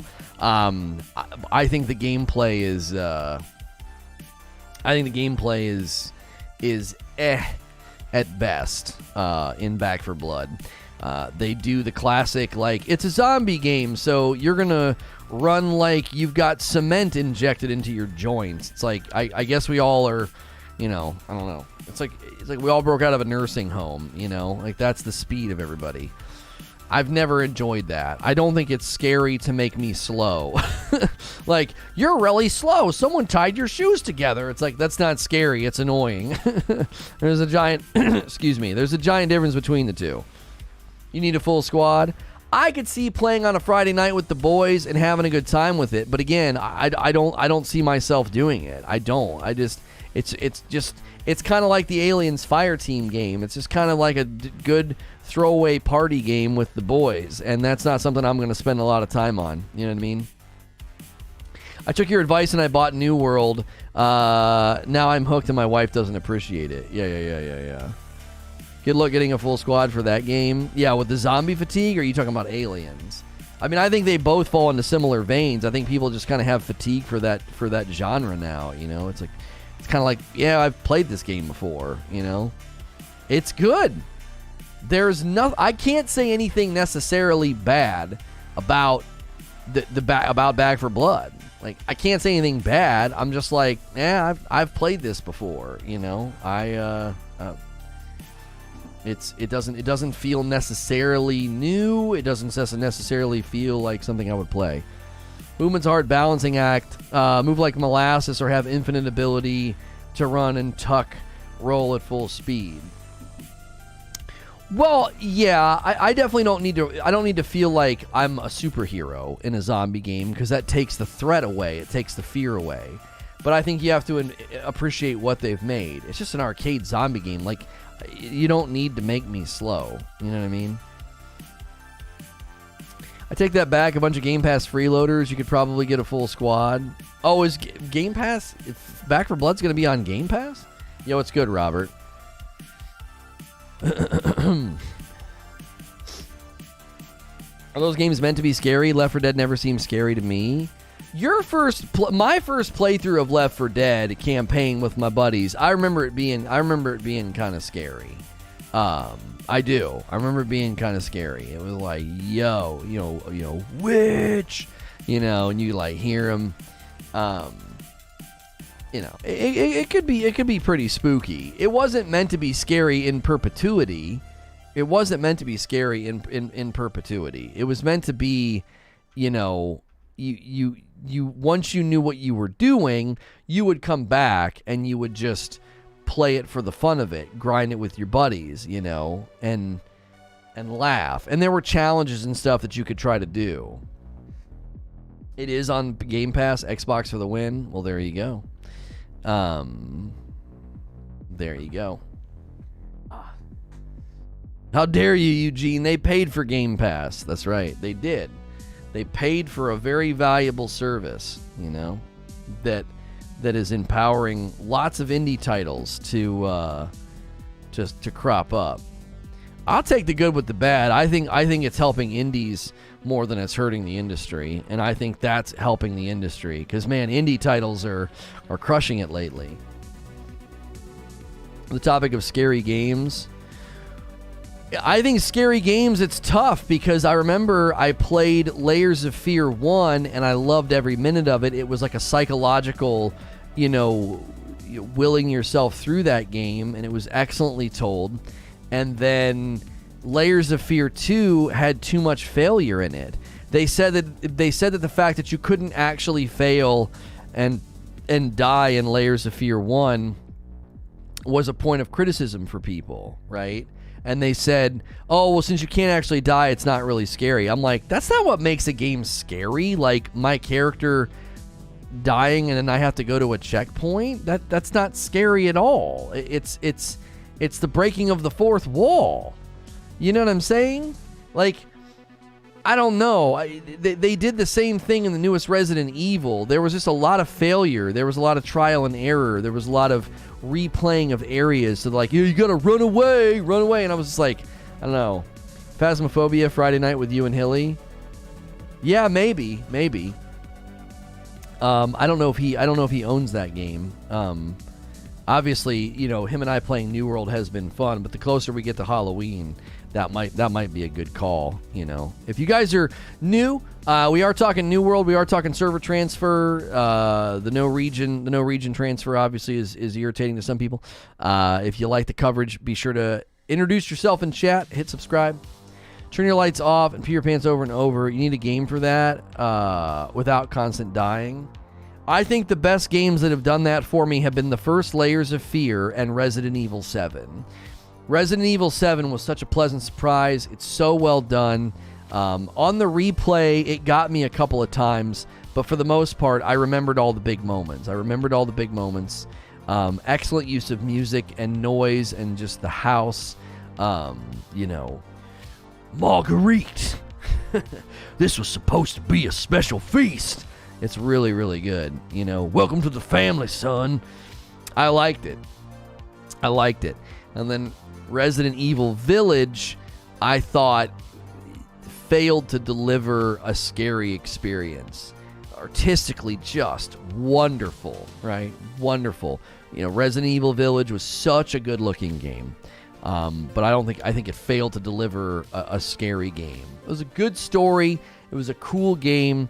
But I was very disappointed that they swung so hard away from the Resident Evil 7 format, which I found to be incredibly enjoying.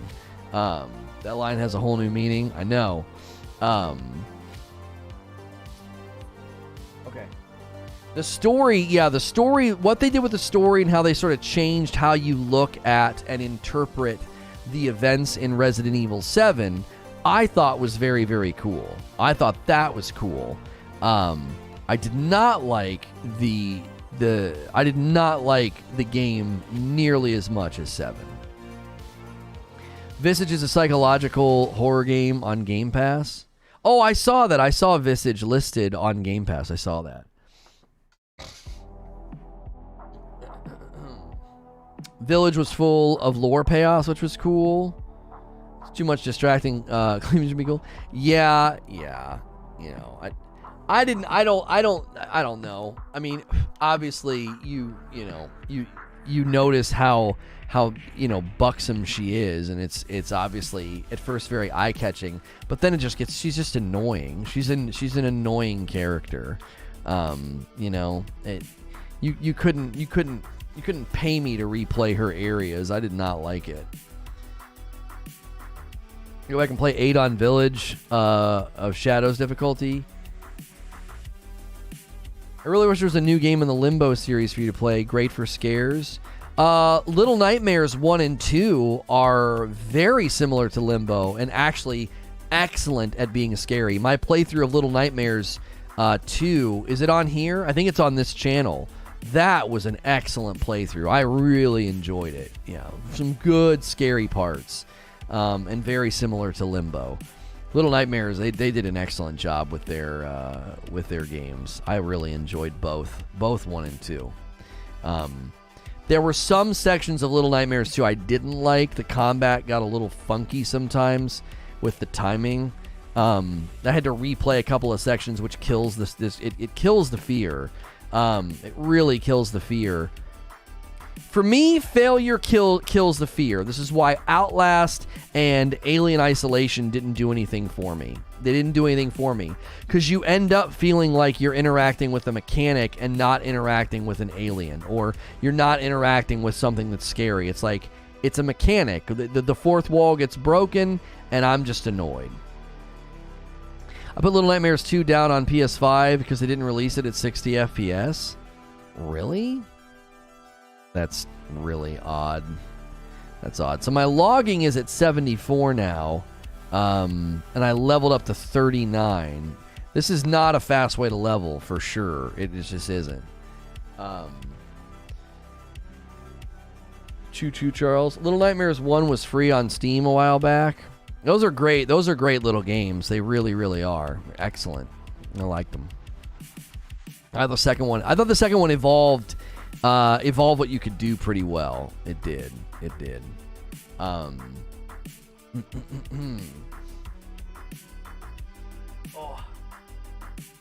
I think I'm the only one who loves the classic Resident Evil games on PlayStation 1. I bet you Derek really likes those titles. He would probably agree with you on the Resident Evil stuff. The classic Resident Evils. Yeah.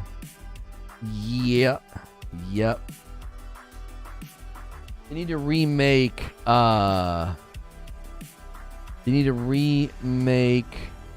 They need to do a remake of Eternal Darkness. I was sad when the spiritual successor was canceled. You love those titles as well? Yeah, Wolby loves the classic ones. Yeah. Wolby loves the classic ones. I just never got down with them. I just never did. It was never, I don't know. It just was never my, it was never my thing, you know? It was never my thing. To get down with the Resident Evil games. And that's why Resident Evil 7 was such a pleasant surprise. You know, it was such a pleasant surprise. I did not expect to like it. I didn't expect to have a good time with it. It was really, really good. Classic Resident Evil is nearly impossible to go back to and enjoy now. Oh yeah. It's tough to go back to older games like that. There's just such a rigidity to them. There's just such a rigidity to how they play, the flow and the, you know, there was only so much they could do back then, you know. There was only so much they could do. Oh, excuse me. There was only so much they could do back then, and it was just, I think it was tough. It was tough to, you know, create And I think what they did was kind of impressive. You know, creating a scary game in sort of the limited space and resources that they had. Like, you're basically creating a scary game. What's good, Silent Warrior? He's waving at me in the game. You're creating a scary game on basically what amounts to like an isometric board game. You know what I mean? Like, I thought they did a good job. I mean, proof's in the pudding. It's one of the most longest standing gaming franchises out there. You know, one of the more recognized from the name, and one of the more long-standing franchises. Like, they clearly tapped into something, you know, special at the time. And there was probably a lot of fear in making a game like that. It was, in some respects, it was, you know, it wasn't necessarily revolutionary, but it was kind of a pioneer title. I don't mind the graphics or control. It's the constant loading and stuttering that we didn't mind then. Yeah. The remake I want is Legend of Dragoon. Yeah, I don't know that title. What was it? Was it Resident Evil 2 remake? That one was really, really well done, but I couldn't do the B-side. I was like, the fear was gone. It was like, now that I know where all the zombies are, like, it was like I had kind of cleared the map. You know, I'd kind of cleared the map, so it was like, okay, you know, it didn't have the punch that I wanted it to have. It didn't have the punch that I wanted it to have after playing through it initially. There's a level 60 that was flagged for PvP here in Brightwood. He literally ran up to me and stood behind me and like waited right outside the base. I did a full playthrough of Leon B-side a couple months back. I just couldn't do it. I just was like, it just wasn't. I played for like 10 minutes and I was like, it's not scary anymore, and I put it down. It became mechanical. As soon as a scary game becomes mechanical, I put it down. Like, the third time I died in Alien Isolation and then was like hiding in a locker, I was like, I'm done. This isn't scary. It's not. And the gameplay itself. The gameplay itself, when you strip away the fear, the gameplay isn't good enough to continue on, right? It's just not. You guys are getting attacked in New World? No, I'm not flagged for PvP. He was flagged for PvP, and he stood by me and waited, probably waited for the timer. He saw me come out of the village, come out of the town, and then he walked behind, right? Yo, good morning, Hilly. So he was like waiting to see if I was flagged for PvP. So... yeah, the same thing happened to me in Outlast. I was like, this is scary, this is creepy, this is awesome. I got in a dark room, like a basement with like water, and I had to sneak past a guy, and I kept messing it up. He kept seeing me, and I was like, it's not scary now, and I'm done. As soon as you strip the fear away, it's just the gameplay is so basic. You know? The gameplay is so basic. Like, the gameplay loop in, like, Alien Isolation or Outlast, it's not good enough to stand on its own. As soon as you're not scared, at least for me, as soon as I'm not scared, I'm like, this isn't doing it. This is lame, you know?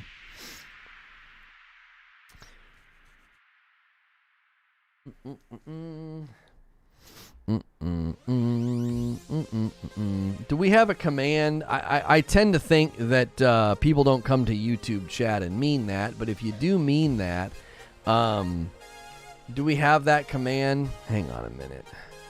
Dope green t-shirt, studio looking amazing with the New World ticker. Thank you.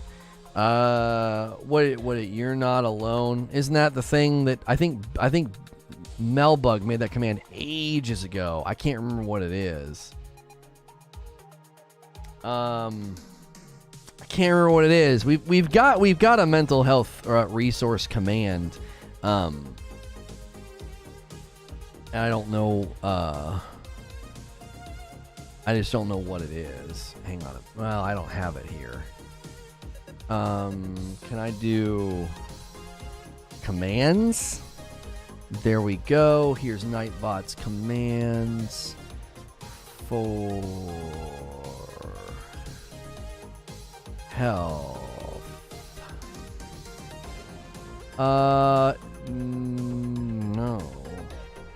Oh, not alone. Here it is. Here it is. Here it is. I got it. Adcom, not alone. We had this on the other channel.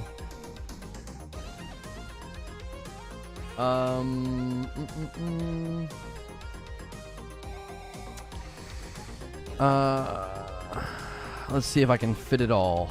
Do not call if you think you need help. Here is a link to suicide hotlines. There, or text NAMI. There you go. I don't know. I don't recognize your name, Guitar Man. I never want to like brush something like that off. I generally, in my experience, you know, my YouTube chat is a strange place to find yourself saying that sort of thing. I think people sometimes do it to troll.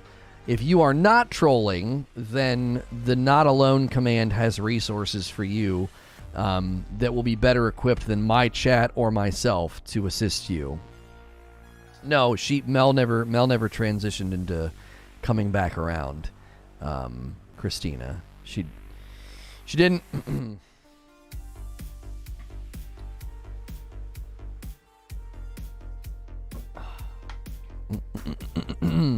We can only do so much in a YouTube chat. So if you need actual, legitimate, certified, like qualified help, we have resources in the chat.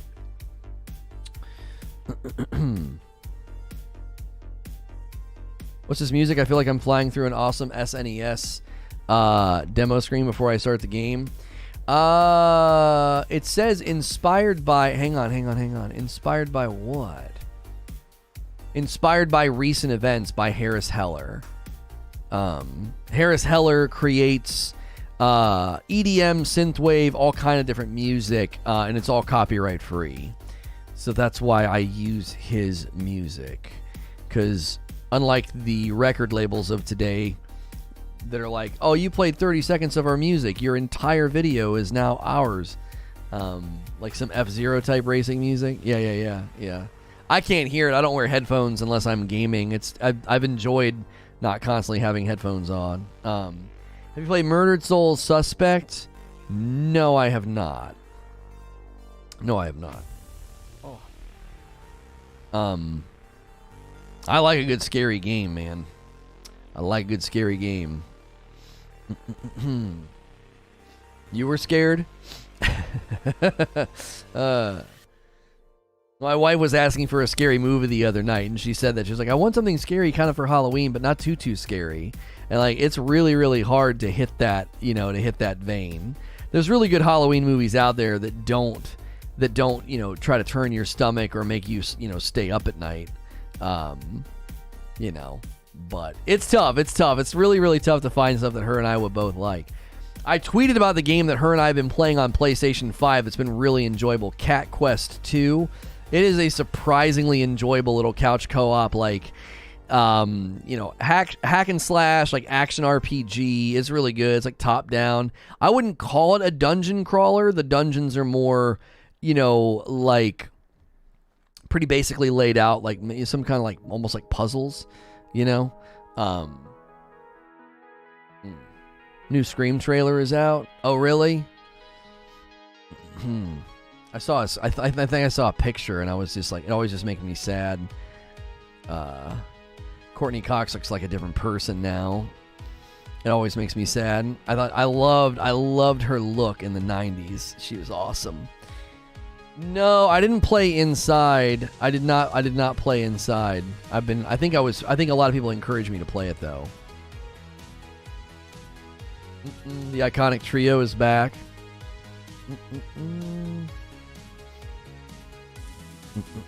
I wish I was a tough person this week. Yeah, Guitar Man, my YouTube chat is not it's just not a place for that. You know what I'm saying? There's a command and there's resources that you can use. I've been doing this a really, really long time, and I'm obviously all for getting help and all for speaking to people that can help you, but I am not for somebody turning my chat into their diary. it's just not the place for it. It always makes me question the genuineness of it. You know, if you if you do in fact need help, this is not the place for it. We are happy to point you to resources that will help you. This chat is just, it's not a place for the gut spilling, you know, and even if it makes you feel better, that's not what my chat's here for. That's just not what we do. That's not what we're doing. And again, we are not equipped to help you. You know, if your house was on fire, telling us about it would be as equally unhelpful. There are people that would have to, you know, and that could help you with your house being on fire, you know. If your bone were broken, same thing. You know, if your arm needed reset or your arm was out of socket, telling us about it is great, but it's not. We're not able to help you with it.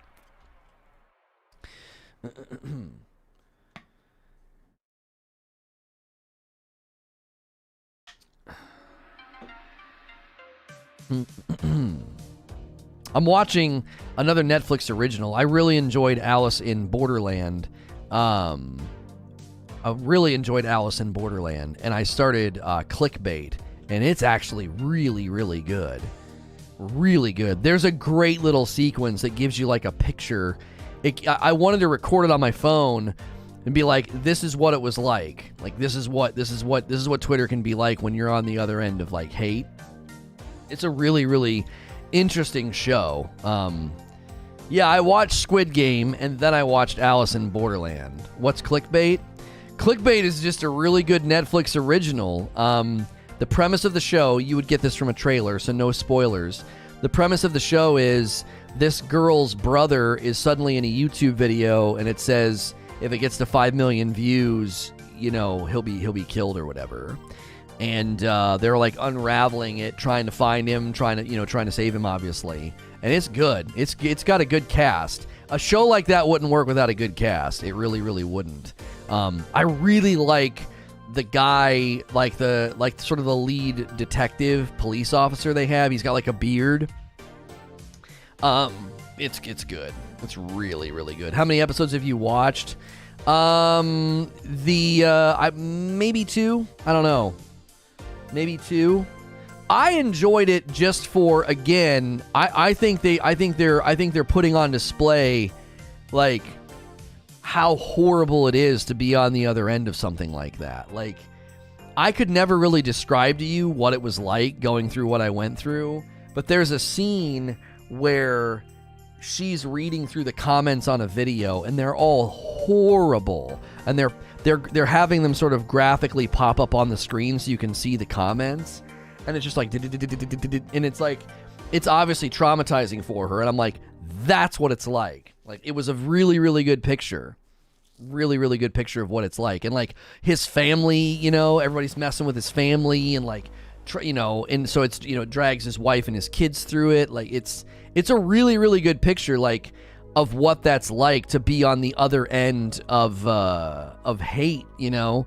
Like, there's the national story going on right now, like, you know, the girl that disappeared or whatever, and like everybody messing with the family, everybody hurt, you know, constantly messing with that family.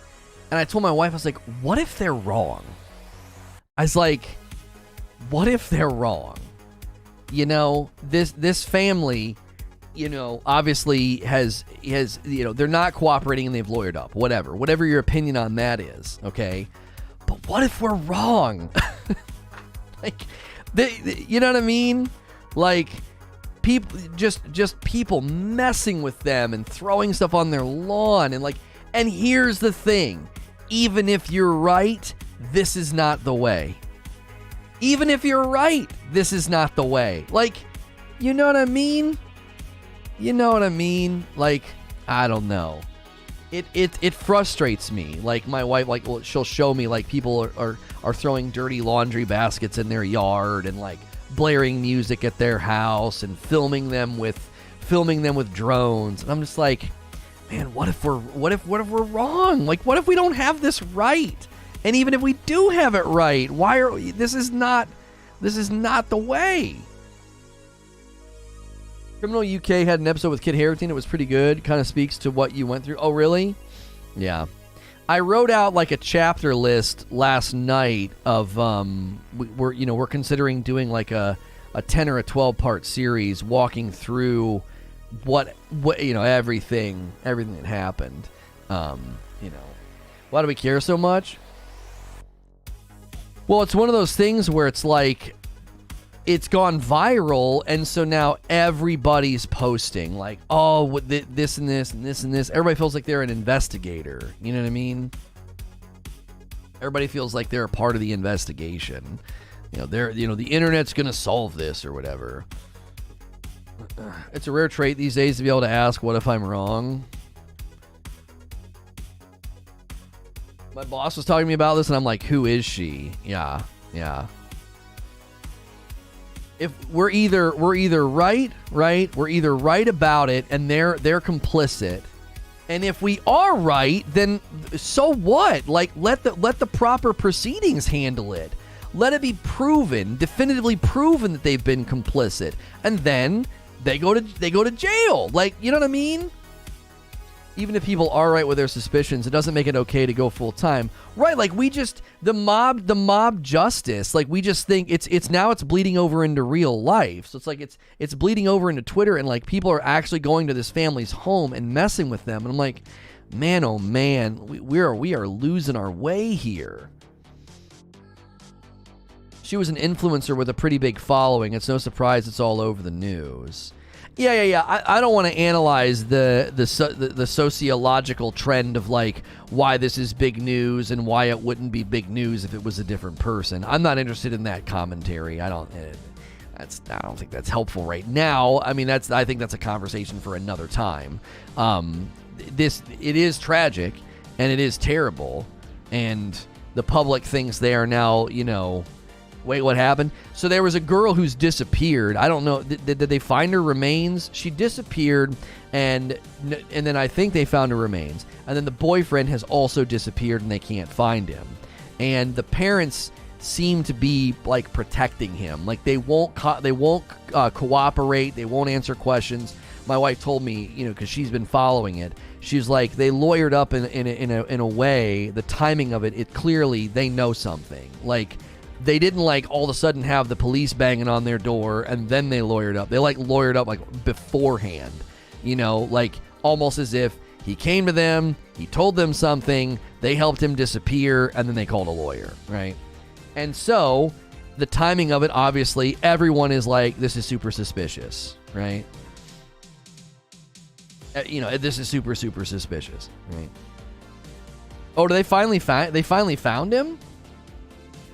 I don't think they found him. He's still missing, isn't he? In any case, because people think the parents are involved, there are people driving by their house, throwing stuff in their lawn, blaring music, spying on them with like drone cams. Like their right to privacy is being destroyed by the public because the public thinks they know what's going on. And it's like, what if you're wrong about this, right?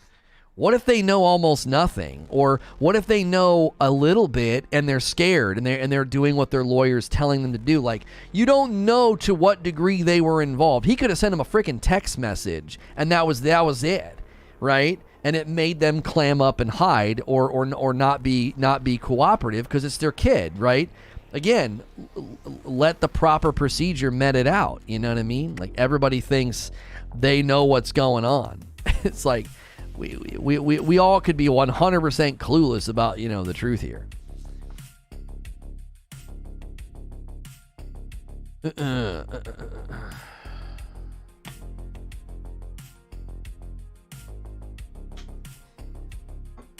Yeah, she was famous. She was famous beforehand. Yeah. That's the main reason this went viral, right? That's one, not the main reason. That is a reason it went viral, right? The dad joined the police search. Also, Dog the bounty hunter. He's trying to cash in. I think, yeah, Dog walked away from it. Yeah, he went down and was helping, and then he basically called it off. He's like, yeah, I'm done looking for this guy or whatever.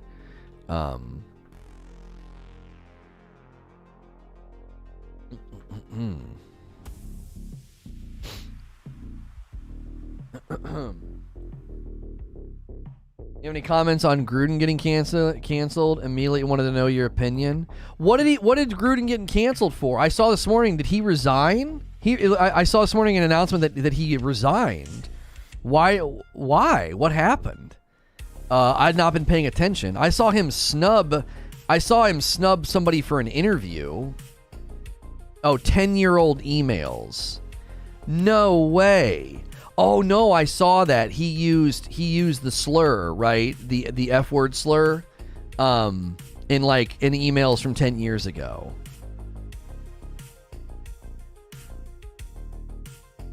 Gruden? Yeah, no, I saw that. Yeah.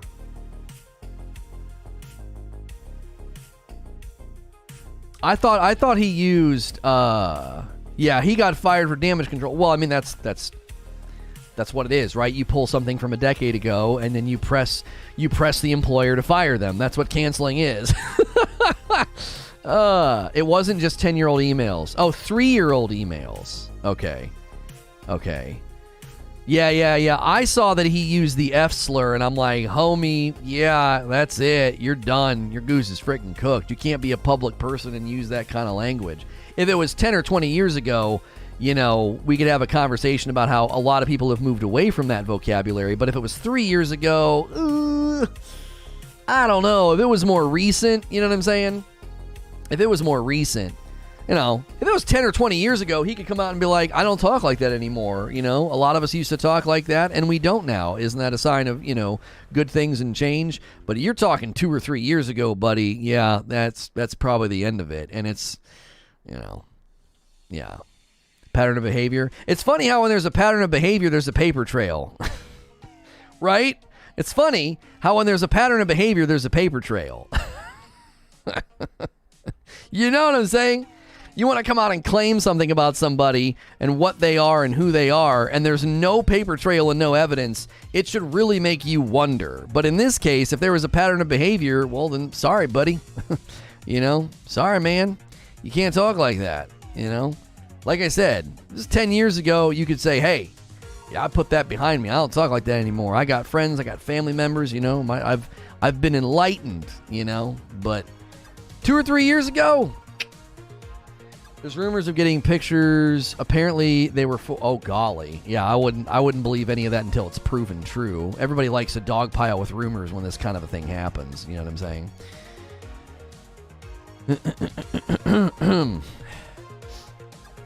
He's what we call a repeat offender. Yeah. Yeah. It was an investigation started by the league.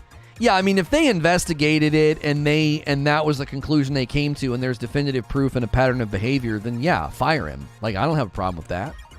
If it was an official investigation, there was a pattern of behavior, and it was definitively proved, then you fire the person. I'm totally fine with that.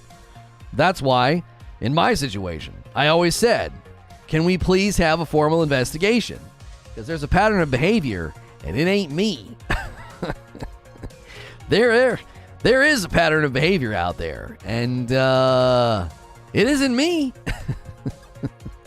It isn't me. You're going to probably get to see very soon who it was with all the leaks. There's nothing nefarious here, no gremlin besides Gruden. Yeah, my wife never liked him. She never liked him. She always thought it was nasty because she was a Tony Dungy fan. And she just never liked Gruden because he came down at, I think it was the store, and I didn't follow sports ball back then. I didn't follow sports ball back then, but I guess, you know, he came down to Tampa and took Tony's team and was just real nasty about it. Like, took Tony's team pretty far.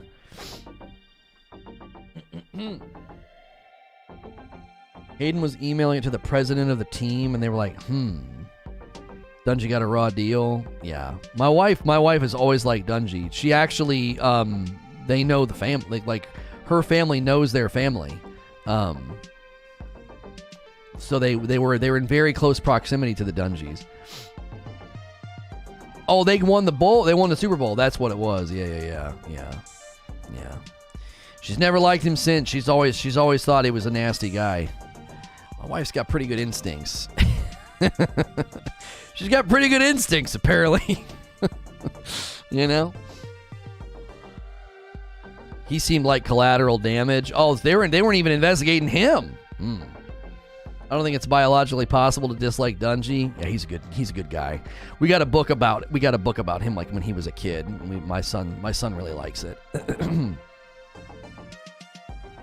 No one cares what you say in private locations until you get caught. Yeah. The initial leak was 10-year-old emails, and then the leak was like, hold my beer. Do you see what a proper discovery process does? Do you see? That's what a proper investigation and discovery process does. It shows the truth of what people say and how they carry themselves. This is why, from the beginning of time, I have wanted it to be handled in that way. It's why I contacted my lawyer. It's why I had my lawyer contact Purple, because I wanted it to be handled properly. I want you to properly handle this. Here's everything I have. Here's every dot, every post-it note, every bit of evidence that I have. I want to handle this on the up and up. And they're like, well, we read a blog post, so, like, come on. Retaliatory ban. Get the frick out of here. Nonsense. That platform's getting exactly what it deserves. Getting just every bit of it drug. They deserve it with the way they handled my situation and others. And they just unbanned another girl because she's pretty. Like, 5th time being banned. Like, get the frick out of here. Get out of here. Your TOS is void. Your platform is a joke. Platform is a freaking joke. And if the leak leads to the downfall of the platform, then I'm freaking here for it. That is what a legitimate investigation and discovery process looks like. Comb over all of it. You want to make a public accusation? Cool. You should have to submit to a formal discovery process, because you just did something publicly that's supposed to go through a legal and proper means. You're supposed to go sign an affidavit under penalty of perjury. You want to accuse somebody of a crime? Go downtown and try it. Go downtown and try it. Go down to your local police station and accuse somebody of something and see what they do. They'll say, all right, if you want to press charges, you have to sign an affidavit under penalty of perjury. It's a legal binding court document. You can't just be like, well, he made me feel strange. He leered from across the street. They'd be like, get the frick out of here. You know what I'm saying? Get out. Leave. He resigned. The emails are private. Words are words. Get over it. May have been proper investigation, but no wrong done. Controlling language is always bad, especially privately. No, it's not.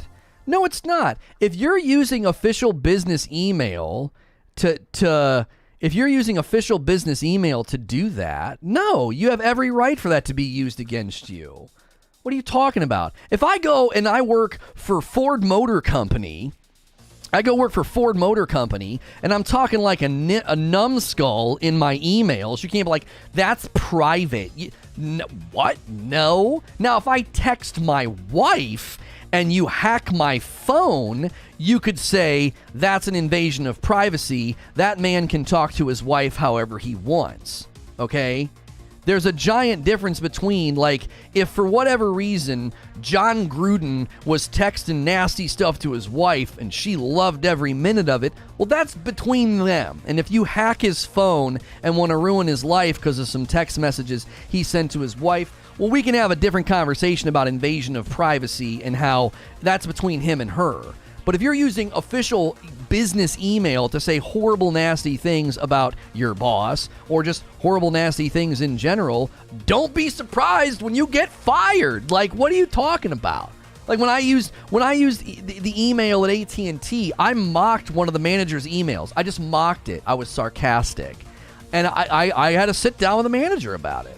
I had to sit down. They're like, you can't be doing this. You can't be doing this. What are you doing? In the midst of an anti-racism campaign, you think the NFL is going to keep employing this guy, this coach? Yeah, that's exactly right. He wasn't like saying like, oh, they're duty heads. Do you know what I'm saying? It was like, I think they're ugly. No, come on, get the frick out of here. So did he use private email? An investigation gets full discovery depending on the reach of it, which means they could have got access to his private emails. It sounds like they did a discovery process on his business email. I don't know. Again, when you work for a company like that and it goes through a formal investigation, I'm telling you, it's everything. It's everything. Why do you think I wanted to take these people to court? I didn't want to take these people to court because I thought I'd get money from them. They don't make any money. I wanted to take them to court because I wanted their DMs and their text messages to be subpoenaed so people could be like, oh, look at here. This was planned. Oh, look at here. You embellished, fabricated, made things up. Like, where'd these fake timestamps come from? You know what I'm saying? You were instructed to delete VODs and images. Like, what the frick is this? That's why I wanted to go to court. I want to go to court because I wanted I don't care if it's their private DMs. It doesn't matter. If it's private and you're seen saying things that are terrible, then you got to go, buddy. That's the end of the road. Watch what you work when you work for an organization like that. They went through 600,000 emails. Yeah, discovery process is ridiculously expensive because they use software and it converts all communique into millions of lines of text. Then they have to search and filter those lines of text. My lawyer told me about it. He's like, we're combing through emails right now just between two parties. He's like, it's thousands of man hours. You know what I mean? It's literally thousands of man hours.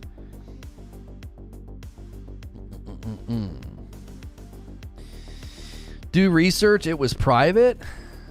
I don't know. Yeah, I just found out you think I'm this, but it's okay. It was private. All right.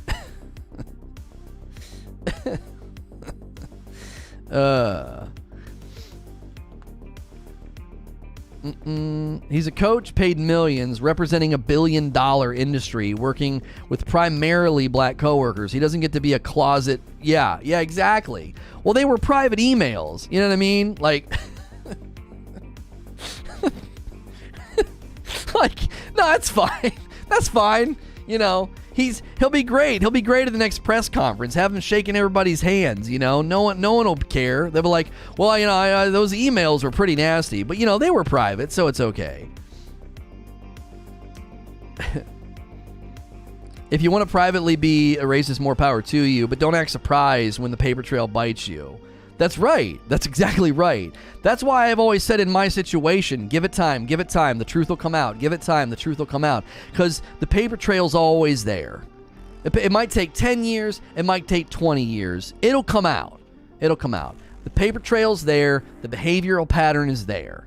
And it might get delivered on a silver platter with this leak from Purple, but, you know, what we would really need is probably Twitter DMs and text. Unfortunately, without Twitter DMs, I don't know how much we're actually going to get from Purple. Unless a lot of them, I know a lot of them were brazen enough to use whispers and stuff to plan stuff and to, you know, reach out to their man on the inside to do stuff. But, I don't know to what extent they did that.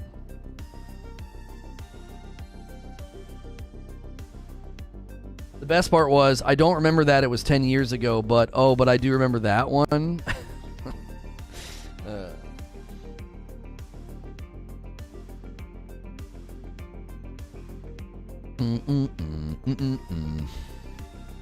He sent emails to an NFL-controlled email.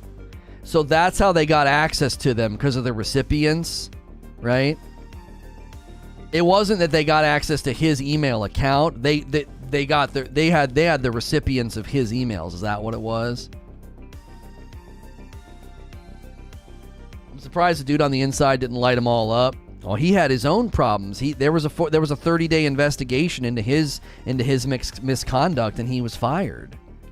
After that 30-day investigation concluded, they asked for all my evidence because I think that they were worried I could damage them. I think they were worried I could publicly blast them for what he was doing.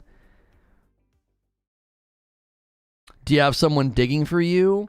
I don't think the second wave has come out. All that's been released from Purple was the financials, and they said there was going to be a part 2 very soon, and then RNGesus said they were going to take a look at it. So, because I'm not going to have time to friggin' look at it.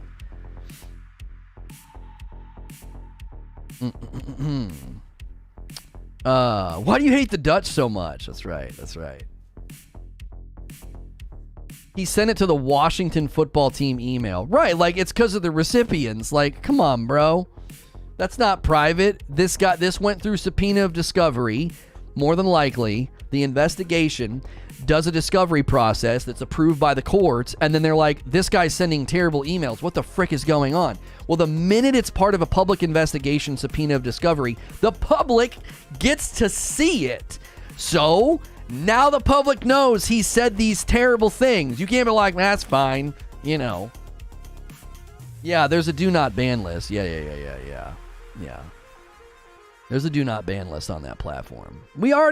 I told you guys there was blacklists and good lists over there. I told you that. Nobody believed me. I was like, no. There's a naughty list. I heard it referred to as the naughty list or the blacklist. Like, they have that over there on purple. And then they have the list of people that can't be banned. 100%.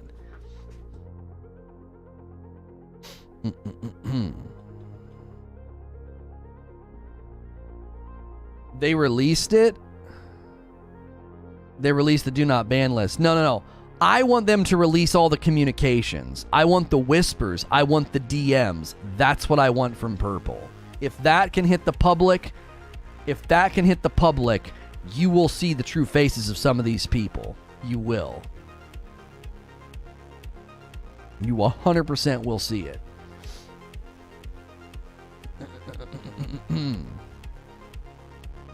Yeah. That she's on there.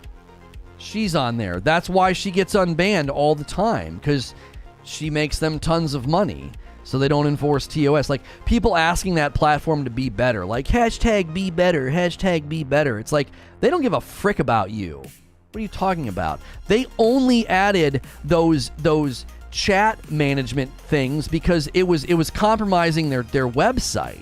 Those attacks, those hate attacks, they didn't do that for you. They did that for them. I don't care about defending him. He's good, set for life. It's the crazies who think they're the authority on words and can claim anything is this or this. Here's the thing, though, General Kill You. Here's the thing. There's a time to talk about what I call linguistic homicide, and there's a time to talk about that and a time not to talk about that. I don't think right now is the time to talk about linguistic homicide. And I don't even think we need to use the category of, like, leftist. Like, no. Like when the purple platform got rid of the tag blind playthrough, right? They claimed it was offensive to blind people. That is linguistic homicide. The word blind has a range of meaning. It can be used in scientific studies, scientific fields. It can be used to describe a blind corner, a blind interview, and it is not offensive. The intent of those usages is not to be offensive. It's not to disparage people who are visually impaired. It isn't. But that is what they claimed. Their decision to say, oh yeah, blind playthrough is offensive. No, it's not.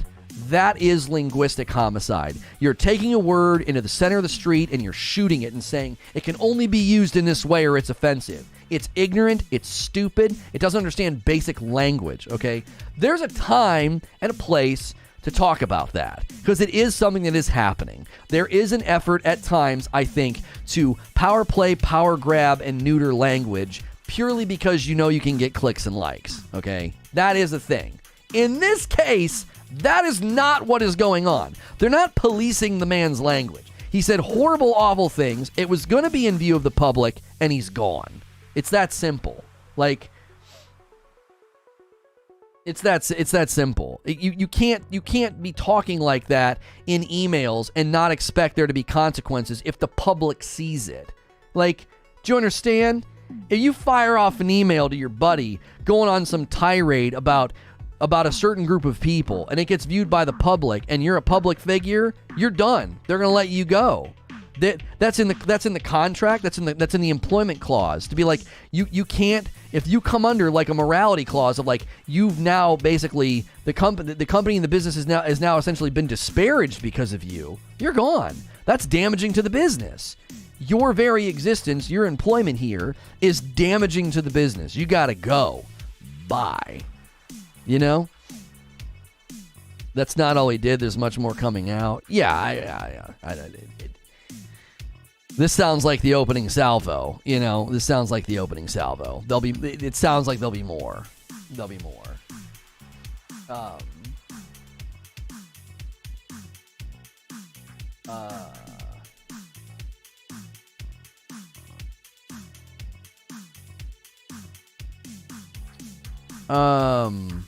He criticized him to draft this. There was a reference to this guy. No, yeah. He's actively disparaging players and saying nasty things about players, homie. Come the frick on. 2 and 3 years ago, this guy's actively disparaging players. That's not somebody trying to police language. This guy's a douche. He deserves to be fired. I'm reading some of the stuff right now in the Discord. Just get him the frick out. Get him the frick out. This isn't him telling a joke. This isn't a stand-up comedian telling a joke and people trying to police a stand-up comedian's language. This guy is saying disparaging, awful things about players. Get him the frick out. Bye. Fire him. What are you talking about? This isn't cancel culture. This isn't cancel culture. You can't do that. What are you talking about? What? Well, freedom of speech? No. You're not free to be a douche. You're not. I mean, I guess you are, but there's going to be consequences. Like, go get hired somewhere and talk like this and act like this, right?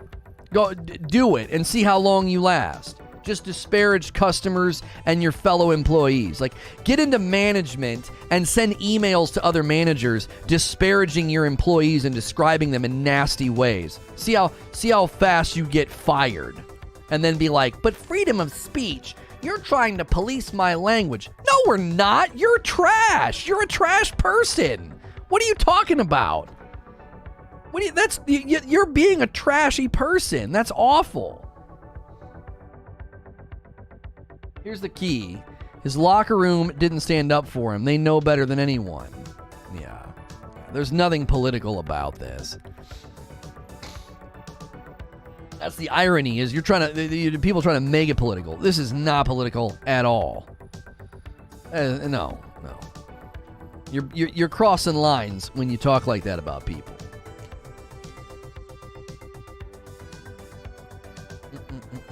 Just showing what happened. Oh, we're talking about the Gruden situation, and somebody wanted to know my thoughts.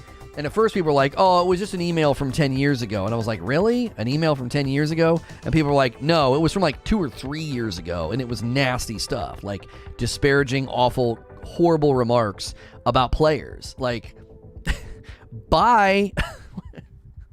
Get the frick out of here. I'm not validating any of this, but if we think Gruden is alone, oh, no.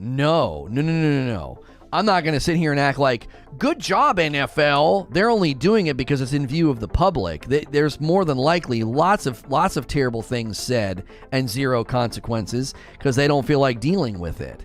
But if it hits the public eye, then they'll do something. If it hits the public eye, they'll do something. That's why this is happening. I'm not going to sit here and act like the NFL is as pure as the driven snow. Absolutely not. No. They've done all kind of things over the years to keep things quiet and keep things pushed down. They don't get a whole lot of points for this one. Oh, the public saw he was terrible and he resigned. Wow, good for you. Water, that's like, I take care of my kids. What do you want, a cookie? Like, you did the right thing. Let's all give you a standing ovation for firing the guy that was terrible. Ooh.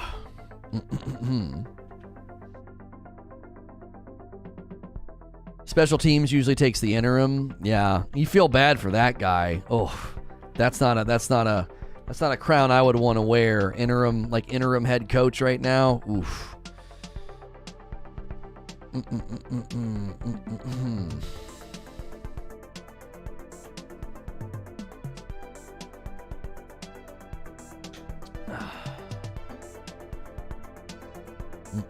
Oh, and now the real issue comes out. Yeah, you have an issue with that's what it is. You have an issue with Kaepernick. That's what it is. There it is, chat. There's the real reason. There it is. Yep. Yeah. Yep. There it is.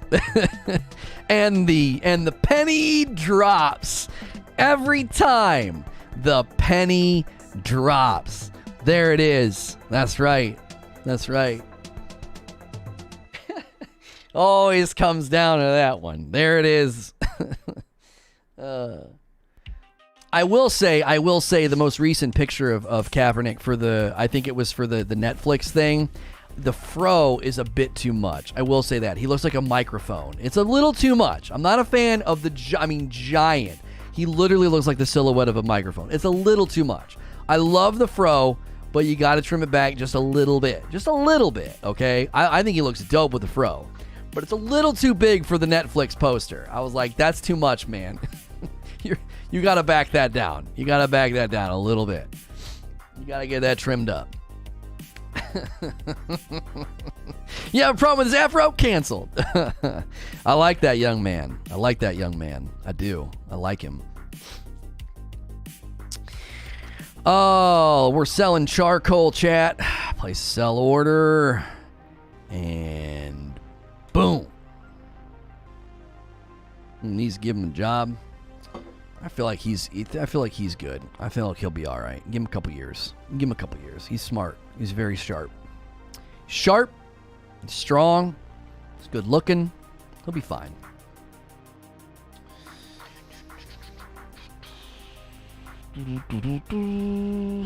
Okay, we're chopping trees. He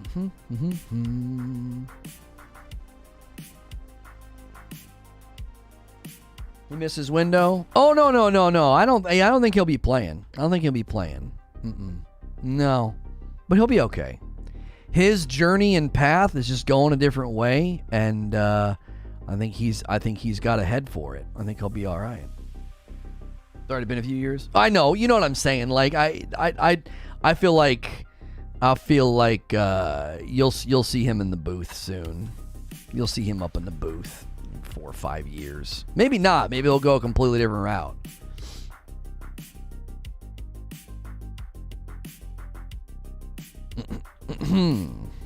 Okay. Any thoughts on the faction gear? It sucks that I'm level 26 and the gear I can get is terrible. Yeah, the gap between on faction gear is awful. It's awful. It's absolutely terrible. The gap is too big. I need to be leveling my faction because I think I might be strong enough. Doesn't it jump to 40? It like goes from like 25 to 40 or something crazy, doesn't it?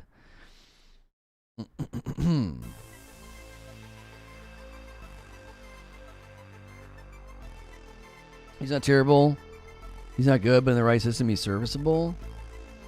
Yeah, I saw somebody talk about that once, and they made an excellent point. They said most first, second, and third string quarterbacks, you would be amazed at how good they are, given the right opportunity. Given the right opportunity, you'd be amazed at how good these guys are. There's a lot of them that you would never know it. You would never know it. You got to get it's about opportunity and timing for a lot of these guys. You keep them safe, they'll perform, you know. I don't know. There is unnatural instincts and intangible there's intangibles and talent, sure, but they get to that level and it's not a matter of, oh, they're trash, they're bad. It's like a lot of it comes down to right place, right time, right opportunity. The game doesn't want you crutching on easy to get faction gear. They want you buying expensive gear from players and grinding for your own gear. No, that's fine, but the faction gear looks cool. You know what I mean? I think the faction gear looks cool. I like it.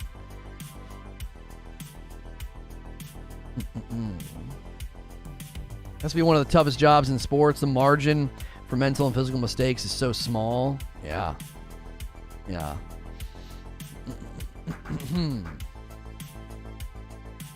It's all mine. I've unlocked another thing.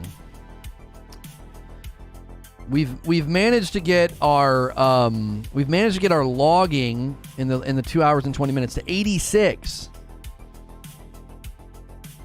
Look at Stafford, great QB in a bad situation. Moves to LA and he's balling. Yeah, no, that's exactly my point. A lot of these guys, it really does come down. A quarterback is only as good as, I don't like to get into sports ball, I really don't, but a quarterback is only as good as his offensive line. He's only as good as his offensive line. If you get a job playing in the NFL, you're better than like 99% of the people. Luck of the team and chance of crushing at the point. Yeah, it's you're catching lightning in a bottle. You got to catch lightning in a bottle. SNTR presents NFL chat. That's right. That's right. You know.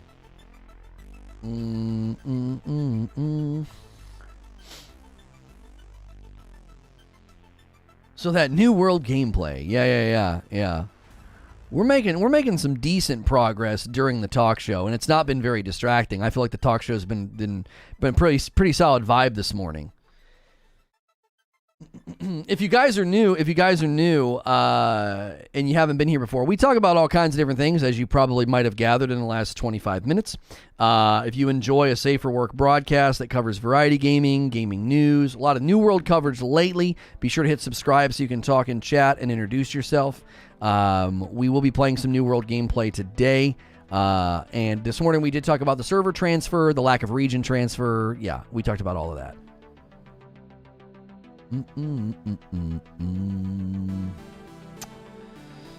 Okay. Who should I put in your flex spot this week? I don't have any advice for you. My team's getting absolutely demolished. I do a league with my nephews, and last year I think I won, and this year I'm off to a horrible start. I got guys putting up zeros. I'm like, what the frick is going on? Like 1 week 20s and 30s, and the next week zeros. I'm like, did you get injured? Did you take a nap? What happened? I don't pay much attention to it. I just go in, make decisions based on projections and defense that they're going against, you know. One might have a slightly higher projection, but if they're going against a tougher defense, I'll usually like swap.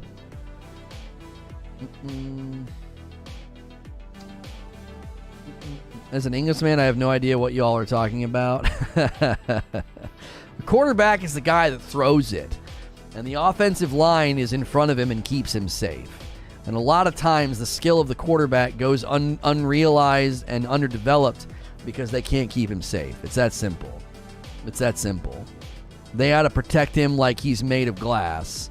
And if they don't, then usually he can't put up good numbers. And people are like, this guy's trash. It's like, he gets 2.5 seconds in the pocket. Life expectancy, bleak. You gotta protect him. Oh, my axe broke. Repair. How much Azoth do I have? I've been passively getting Azoth this entire time.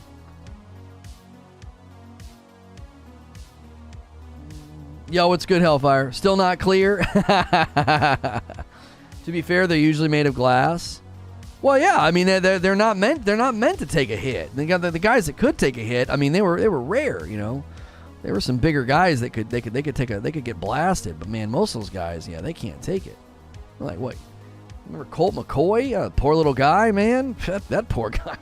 He got his bell rung like twice, and I was like, oh, this young man's not gonna make it. This guy's hurting already. Talking about streaming it as well. I like the talk show vibe. I think it looks nice. Me running around chopping trees and then selling them isn't exactly like, I don't know. I like to keep the peas and the carrots from touching. You know what I'm saying? On the daily offering of content, I like it to be a clear divide, you know. Because we're not going to be doing this for forever. We're going to go back to the talk show and like, I want people to passively think like that's what we do in the morning. It's a talk show. Lono sits in the studio, you know.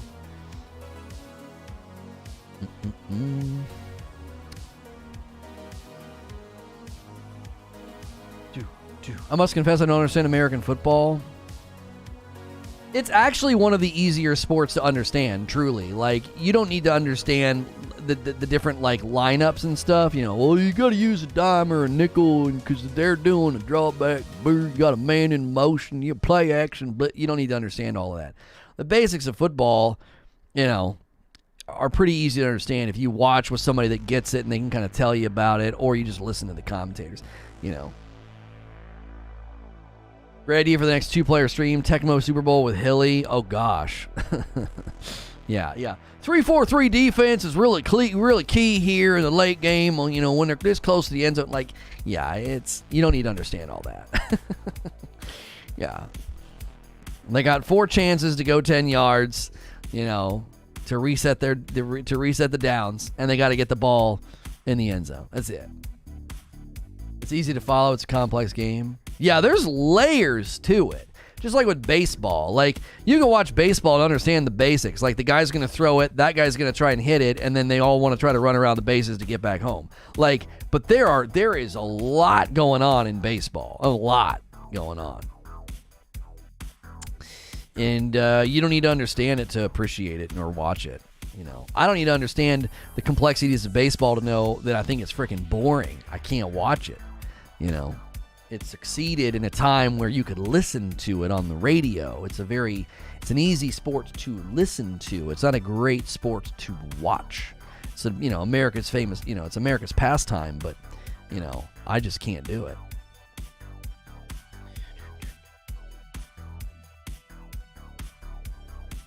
I taught American football to Korean kids once. The game we then played was hilarious.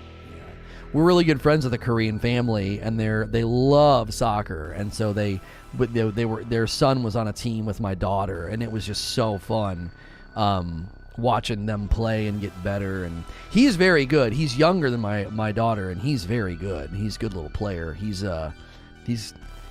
applies himself. He might actually have a future in it. He's good. He's got a lot of natural ability.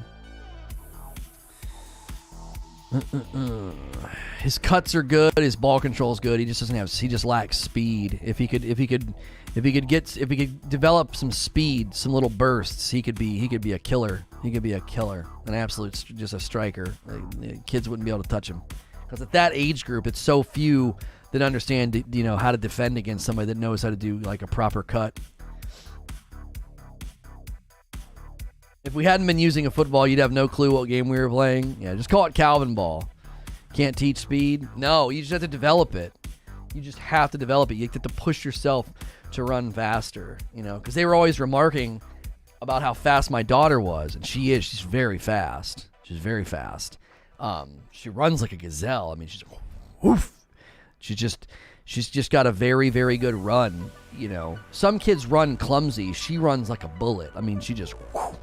She goes, and her struggle is turning kicking into a single motion.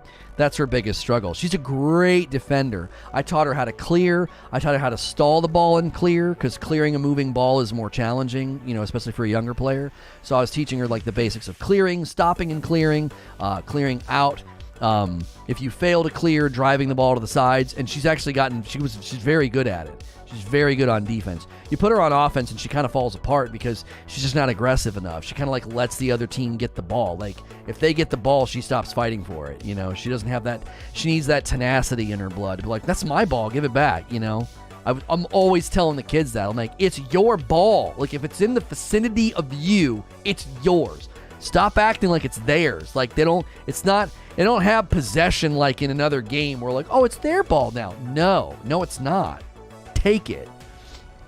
Especially in that age group, you can really get some easy pokes on it. Easy. His dad and me might actually coach next year. I got to assistant coach a couple of games. It was really fun. It was really, really fun.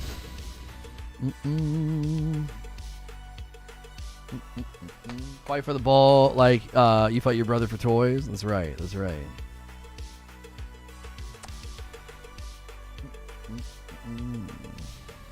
I can't watch baseball, but boy, do I love playing it. Yeah, I enjoy playing baseball with some friends, like baseball or softball or something. It's fun. Yeah, I just can't watch it. I freaking fall asleep. I'm like, what a frick. Oh. It's awful. I remember when I worked at AT&T, SportsCenter would always be on in the morning when I would get in there, and you could watch the top 10. And I was like, well, that's all the baseball I need for the day. Like, it was good. You saw all the big plays. That's all I needed. I didn't have to wait 5 hours to see one big play. you know, even if you like baseball, come on now, you know it's true.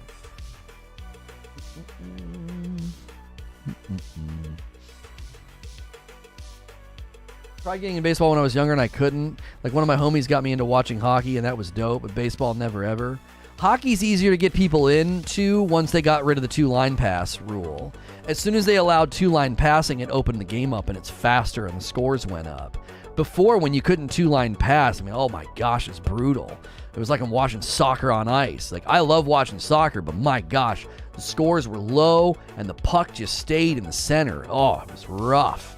So much chucking it in, so much icing. Oh, it was brutal to watch before they got rid of the 2-line pass. It was such a slow game. It was exhausting to watch. It was tiring. Hard to disagree on baseball. I find the strategy behind the scenes stuff exciting. Oh, no, I think it's cool. Like, I watched Moneyball, man. I was like, oh, this is interesting. But the gameplay itself, it's like watching freaking paint dry, you know? We got Jones up to bat here. His RBI last year was this 2.39. And foul ball. Nice weather out here today in the stands. The crowd is enjoying free hot dogs, complimentary today. And foul ball. And last season, they wore the white jerseys. This season, they're donning the colored jerseys. Foul ball. And today, we're hoping to... Like, I'm just like... It's like nothing's happening. The commentators are talking about the audience, you know? Like,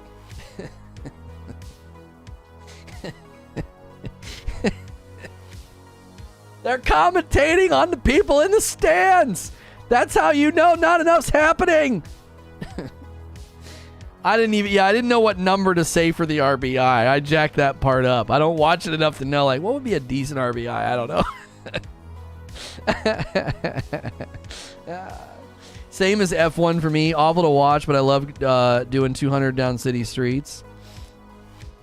Basketball, football, everything else. Oh, I can't stand watching baseball. I'm sorry, basketball. The freaking late game foul I hate it. It's ugh. I can't stand watching basketball. I grew up watching Jordan. You know what I'm saying? I grew up watching Jordan. Hey, I just sold $80 worth of wood. I grew up watching Jordan, man. I just sold more wood, $120 worth. I'm making money in Brightwood. I just sold more wood, $110. Let's go. Yeah, baby. Let's go, man. Listed them for like $5. I'll unsubscribe right now. Homie, I watched the greats. I cheered for Alonzo Mourning and Larry Johnson and Muggsy Bogues, and I watched, Jordan and Pippen and Kukoc, go three-peat. Like, I watched it at its pinnacle, dude. It's terrible now. It's awful. The late game is a dadgum snooze fest. It's awful. Flopping and fouling. Ugh. What does he have to do with basic late game strategy? Maybe I have a bad memory, but I didn't feel like it was like that back then. I don't know. I try watching it now and I'm like, is everyone asleep? Is anyone trying? It's like early season, everyone's just kind of like taking it easy. Everyone's taking it easy. But man, the late game now, I tried watching once with somebody. I was like, nothing's happening. Nothing's happening. I don't know. It's good. You're missing the art. I feel like I saw it at its peak, and I'm like, I'm good.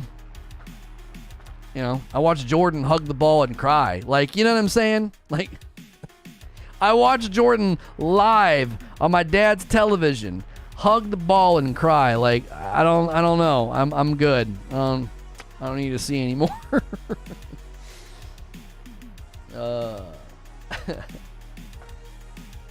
I'm probably doing the chronological snobbery thing, acting like the game has changed a bunch and it was so much better back in my day, Pistol Pete, I don't want to do that, but I definitely, when I watch now, I don't feel like it's the same. It could be my age, it could be the lack of the greats. Like, I got attached to the greats, and when the greats went away, it was like, I'm good, I also just am not a huge fan, I'm not a huge fan of basketball. But I mean, it's hard to watch now. I feel like it's hard to watch.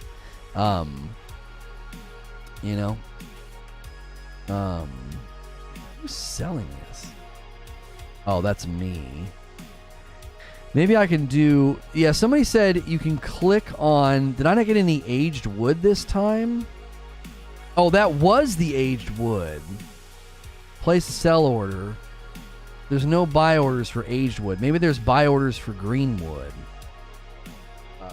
Same with F1. Yeah, there's no way... Okay, explain this to me. Let me show you guys what's on my screen right now. So... Do you think LeBron is at Jordan's level? I mean, stats don't lie. Stats don't lie. So I mean, I think Bron is one of the greatest, unquestioned. There's no question about how good he is. But I don't know if you could ever put him at that level. I just don't know. I don't know. Jordan was a phenom. Jordan's in like another category. I don't know. Like, stats don't lie. Like, LeBron is insanely good at the game. He's a monster. He's so big, and that I think is an asset that he has. Like, Kobe and Jordan were more lean, you know, and I think that puts like LeBron in a different category of like he can use his body and his weight and his musculature. He can use it in a way that they couldn't. But I don't know if you could ever put him above Jordan. I just don't know if you can. You know, I don't know. I think it's so hard to ever say anybody was above MJ. I don't know. Some of it is pure like the spectacle of watching Jordan play. It was a spectacle. He did things that, I don't know. People like, you could hear it in the commentators, you could hear it in the crowd. Like, he would do stuff and everyone was like, did he just do that? Did he just actually do that? Like, I don't know. He was yeah, there are greats, and we call them greats for a reason, you know? And I don't know if you'll ever top it. I don't think it's possible. The game's evolved, the game has changed.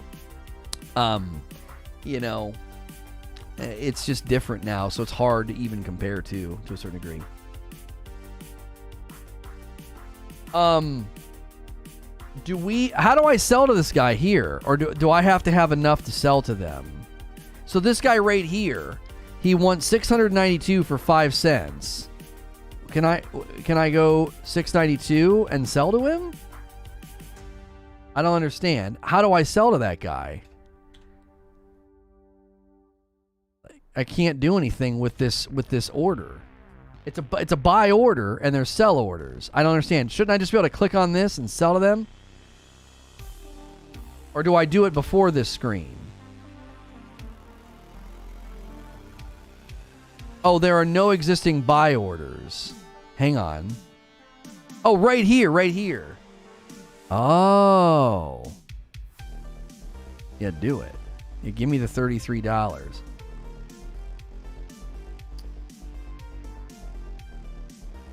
Okay, and then I can go to this guy. And can I do a partial? Does it let me partial? Oh, this is great. Where'd it go? Where'd my green? I sold it all. Nice. Is anybody trying to buy fibers? Yeah, this guy's he's willing to give me 10 cents per fiber. Let's go. I'll take the $30. You could have sold them for 7? I don't understand. What did I not see? Oh, I could sell it to the guy who wants more, is what you're saying. Even if you don't have enough, you can do a partial. Okay, so I could have sold it to the guy who was willing to buy more.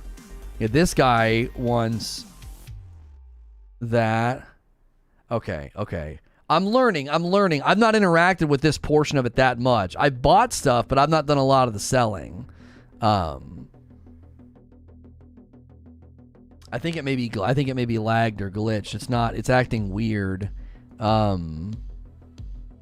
Iron ore. Is anybody trying to do that? Oh yeah, this guy wants it for 10 cents. He's 4,000. So I can come here, and even though I don't have enough, I can sell it to him. That's $15. That's kind of a ripoff, isn't it?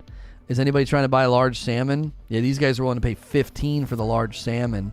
I got a lot of rawhide.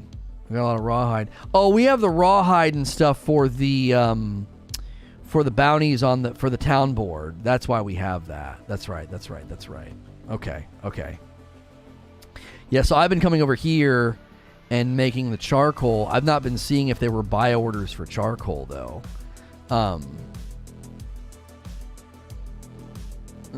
It's the opposite of eBay. That's right. Yeah, I jacked that up. You just made some lowballer's day. Yeah, I don't care. You know what I mean? I don't care. Yeah, so there's no buy orders for the charcoal. So, and no one's been buying the charcoal. So can I do anything with the charcoal to level anything? I don't think I can. I don't know.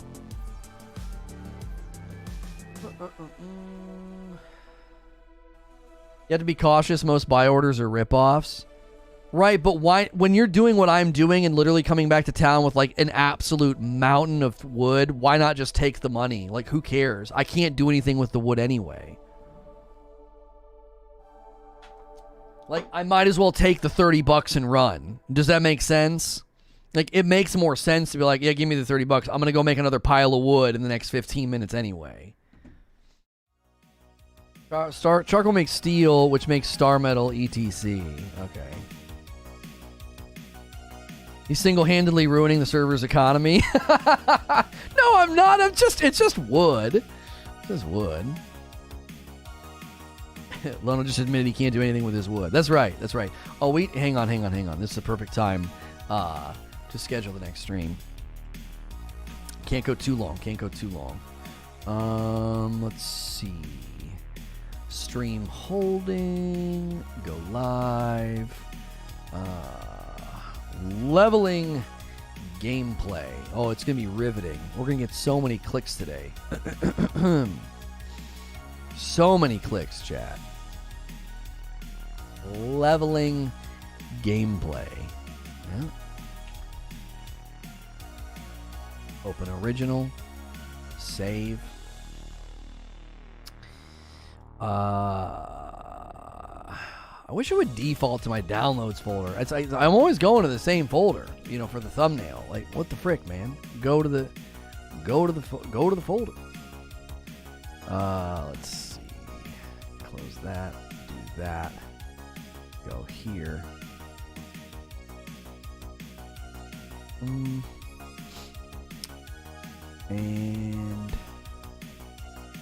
let's see. Public. I'm gonna set it for 12:20 just so people get the 30-minute noti. But we're not gonna wait that long to go over there.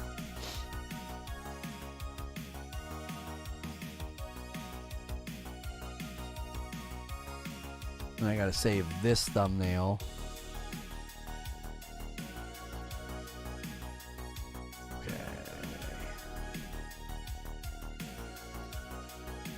Normal latency, low latency. You're able to go live right now. I'm still wondering if I can hit that. What would happen if I hit that button, right? Would the next stream go live? I'm wondering if we should do that. Experiment with clicking go live on the next stream. Will it let me, or is that literally just a glitch that only happens when you're in there the first time? It would basically start the next stream. I'd say, hey, thanks for clicking on the video. We're going to get into some leveling. And then I would end this one and redirect would happen. And then people wouldn't have to worry about autoplay. That might help with redirects. I don't know if it's possible, though. No, right now, looks like you're ready. Click here to start streaming. Error, duplicate stream key. Yeah, it might not work because it says error, duplicate stream key. I'm going to try that today just to see what happens. Yeah, it's the same music as before. Yeah, Harris Heller. He's got entire playlists of EDM, synthwave. He even did a BitTune one recently. He did a BitTune playlist recently where it's all sounds like 16-bit music. You know, like Nintendo music and stuff. I don't do the BitTune while I'm streaming. It was a little bit too much. It was a little how do you say? It was almost distracting, right? It was distracting.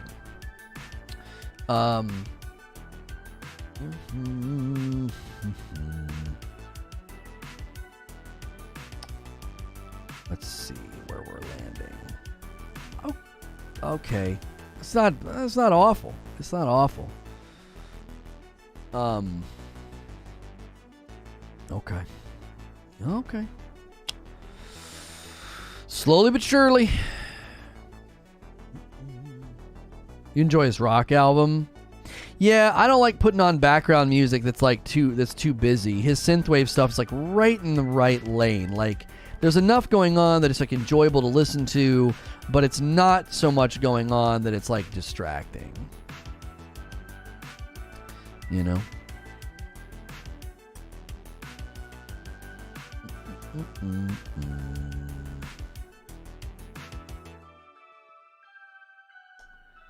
MJ's the GOAT. LeBron is good, but he's not the GOAT. I don't even necessarily think you get the status of GOAT purely based off stats. Like I don't think that's where you don't get the title of GOAT just from stats alone. I don't think so. We're about to hit 90 on logging from doing this morning.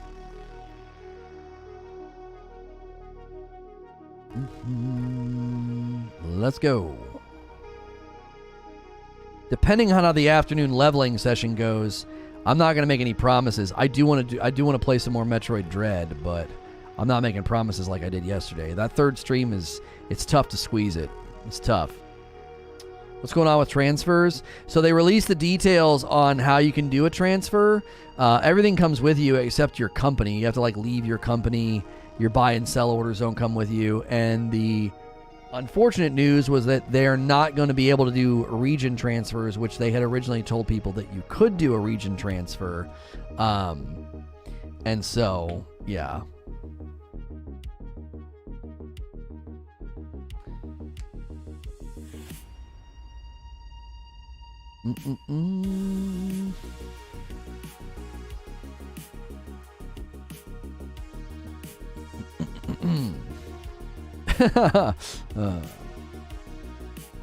Did it with lesser teammates?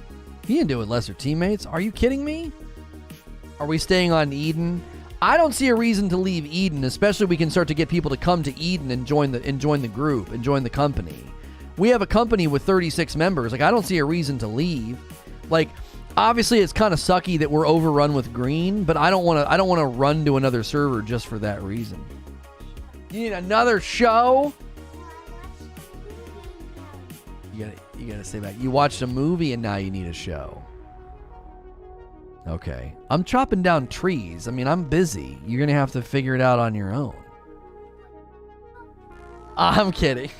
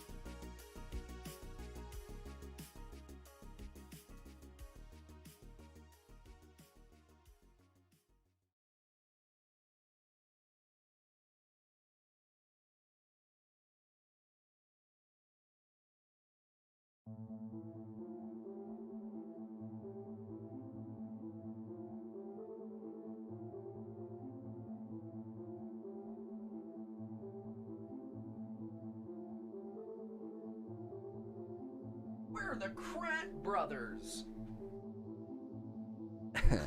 We're the I'm just kidding. He asked for the Krat Brothers. Region transfers from like North America East to North America West. I think so. I would think maybe you could within North America, but they just said you can't. You have to do it within your region. I don't know if that means North America within North America, or does that mean like no, you literally can't go like east to west. You know.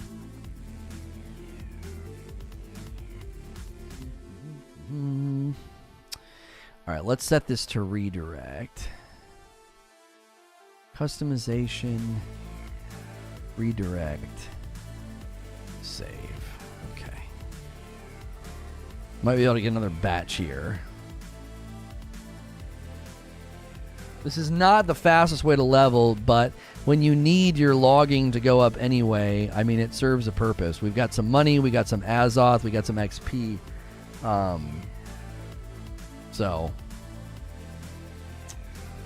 man, you guys are full sports ball debate.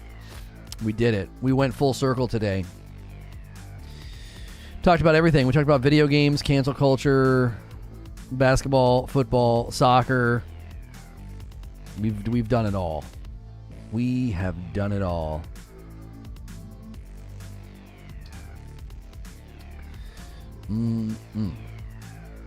What we haven't done is we haven't sold any coffee. Everybody's waiting. Everybody's waiting on the Frickmas blend, I think. Chat character counts running wild though. Yeah. We're an impressive channel. I don't know if you guys realize this or not. Like, it's kind of a bummer, to start over, but we're an impressive channel, dude. We hit well above our weight class. You guys have been really, really awesome. As long as we don't slip, back, if we can stay here and go up, we'll be okay. We'll be okay. We can't go any lower. That's for sure. That is for sure. Because I didn't plug it today. That's right.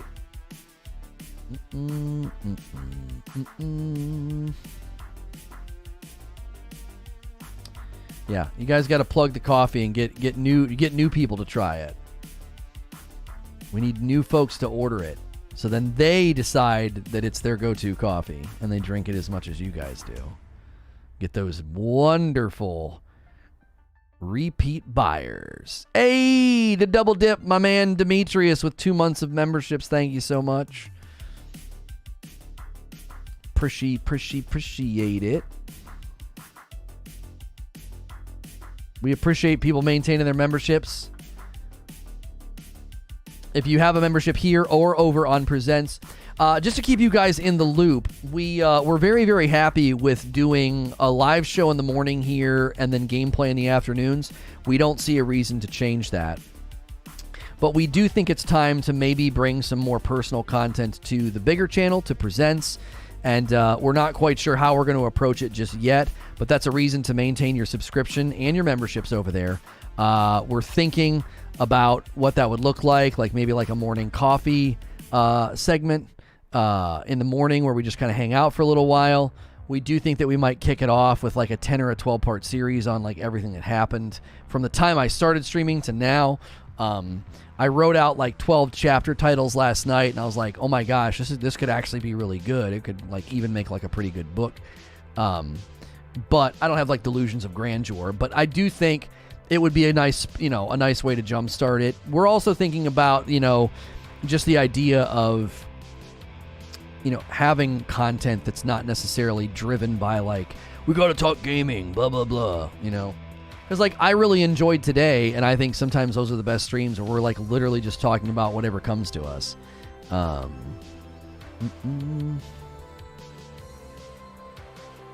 my mother-in-law hooked. She loves the coffee. Oh, yeah, dude. She likes it. Yeah, man. RageousRoast.com. She can reorder anytime she wants.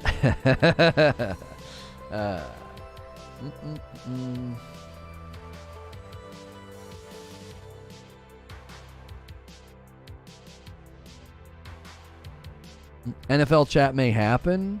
It wouldn't even be NFL chat. Like, I'm comfortable talking sports ball. I just don't like talking sports ball on a gaming show on a gaming channel.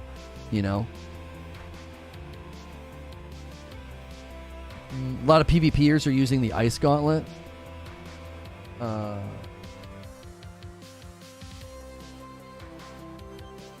Positive note, I almost bought a brand new compound bow with sights for 120 and a case. I'm left-handed, so they're hard to find. Oh. I did a summer camp once with kids, and they had like a bow thing where like everybody had to shoot the bows. It was pretty fun. It was pretty fun.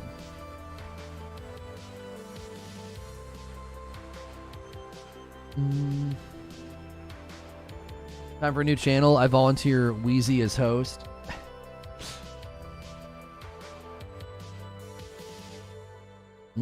Okay, that's a good stopping point. We hit 91 on logging. I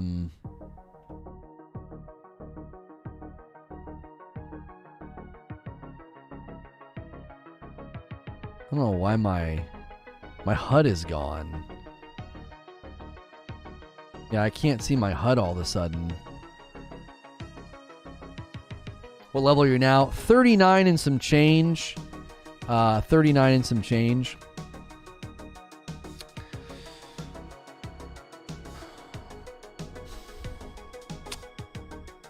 Okay, I'll come here. We'll go sell. Age, any sell? No. Greenwood, any buy orders? Yep. And again, I don't need it. I don't need it. Like, I'm chopping it literally. Any buy orders for charcoal? No. I'm literally chopping it just to level. Like, I've done this multiple times a day, so it doesn't hurt to sell at such a low rate. Let's put Mo in to host a show called Microsoft is Awesome Daily.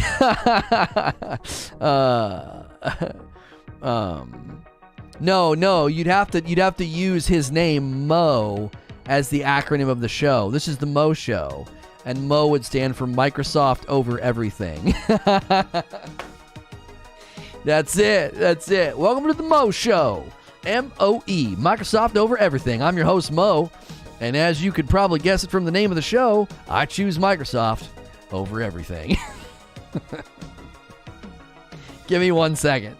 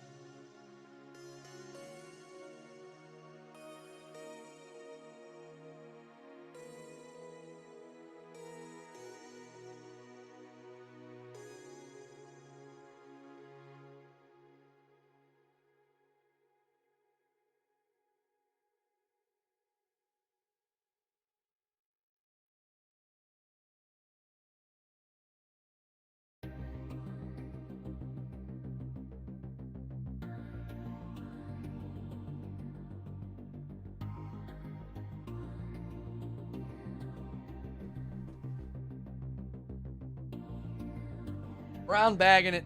I'm brown bagging it, chat. It even says Papa on it. My son was so cute.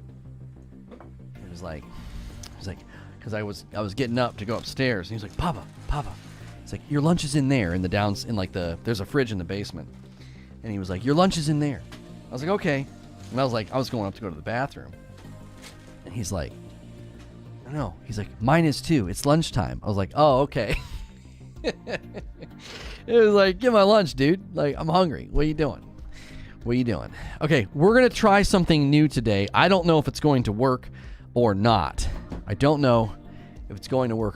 me get you the link of where we're going.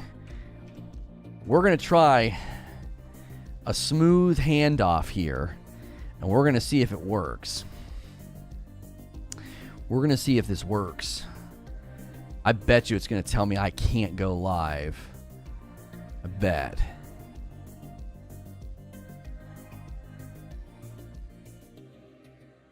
Okay. Share copy.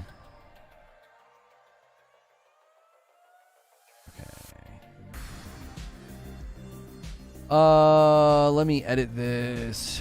My thumbnail.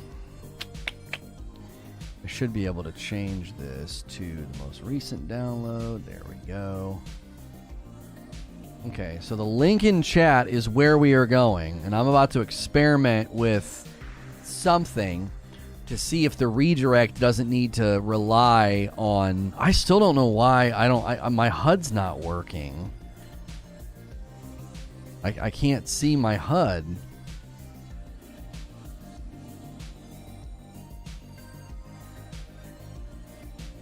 Yeah, like my level's there. My level's there, but can't get the HUD. What's good, Gritter?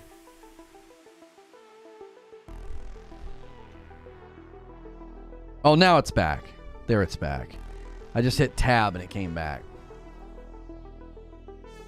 Looks like you're ready to start streaming. Click go live. All right, I'm going to see what happens here.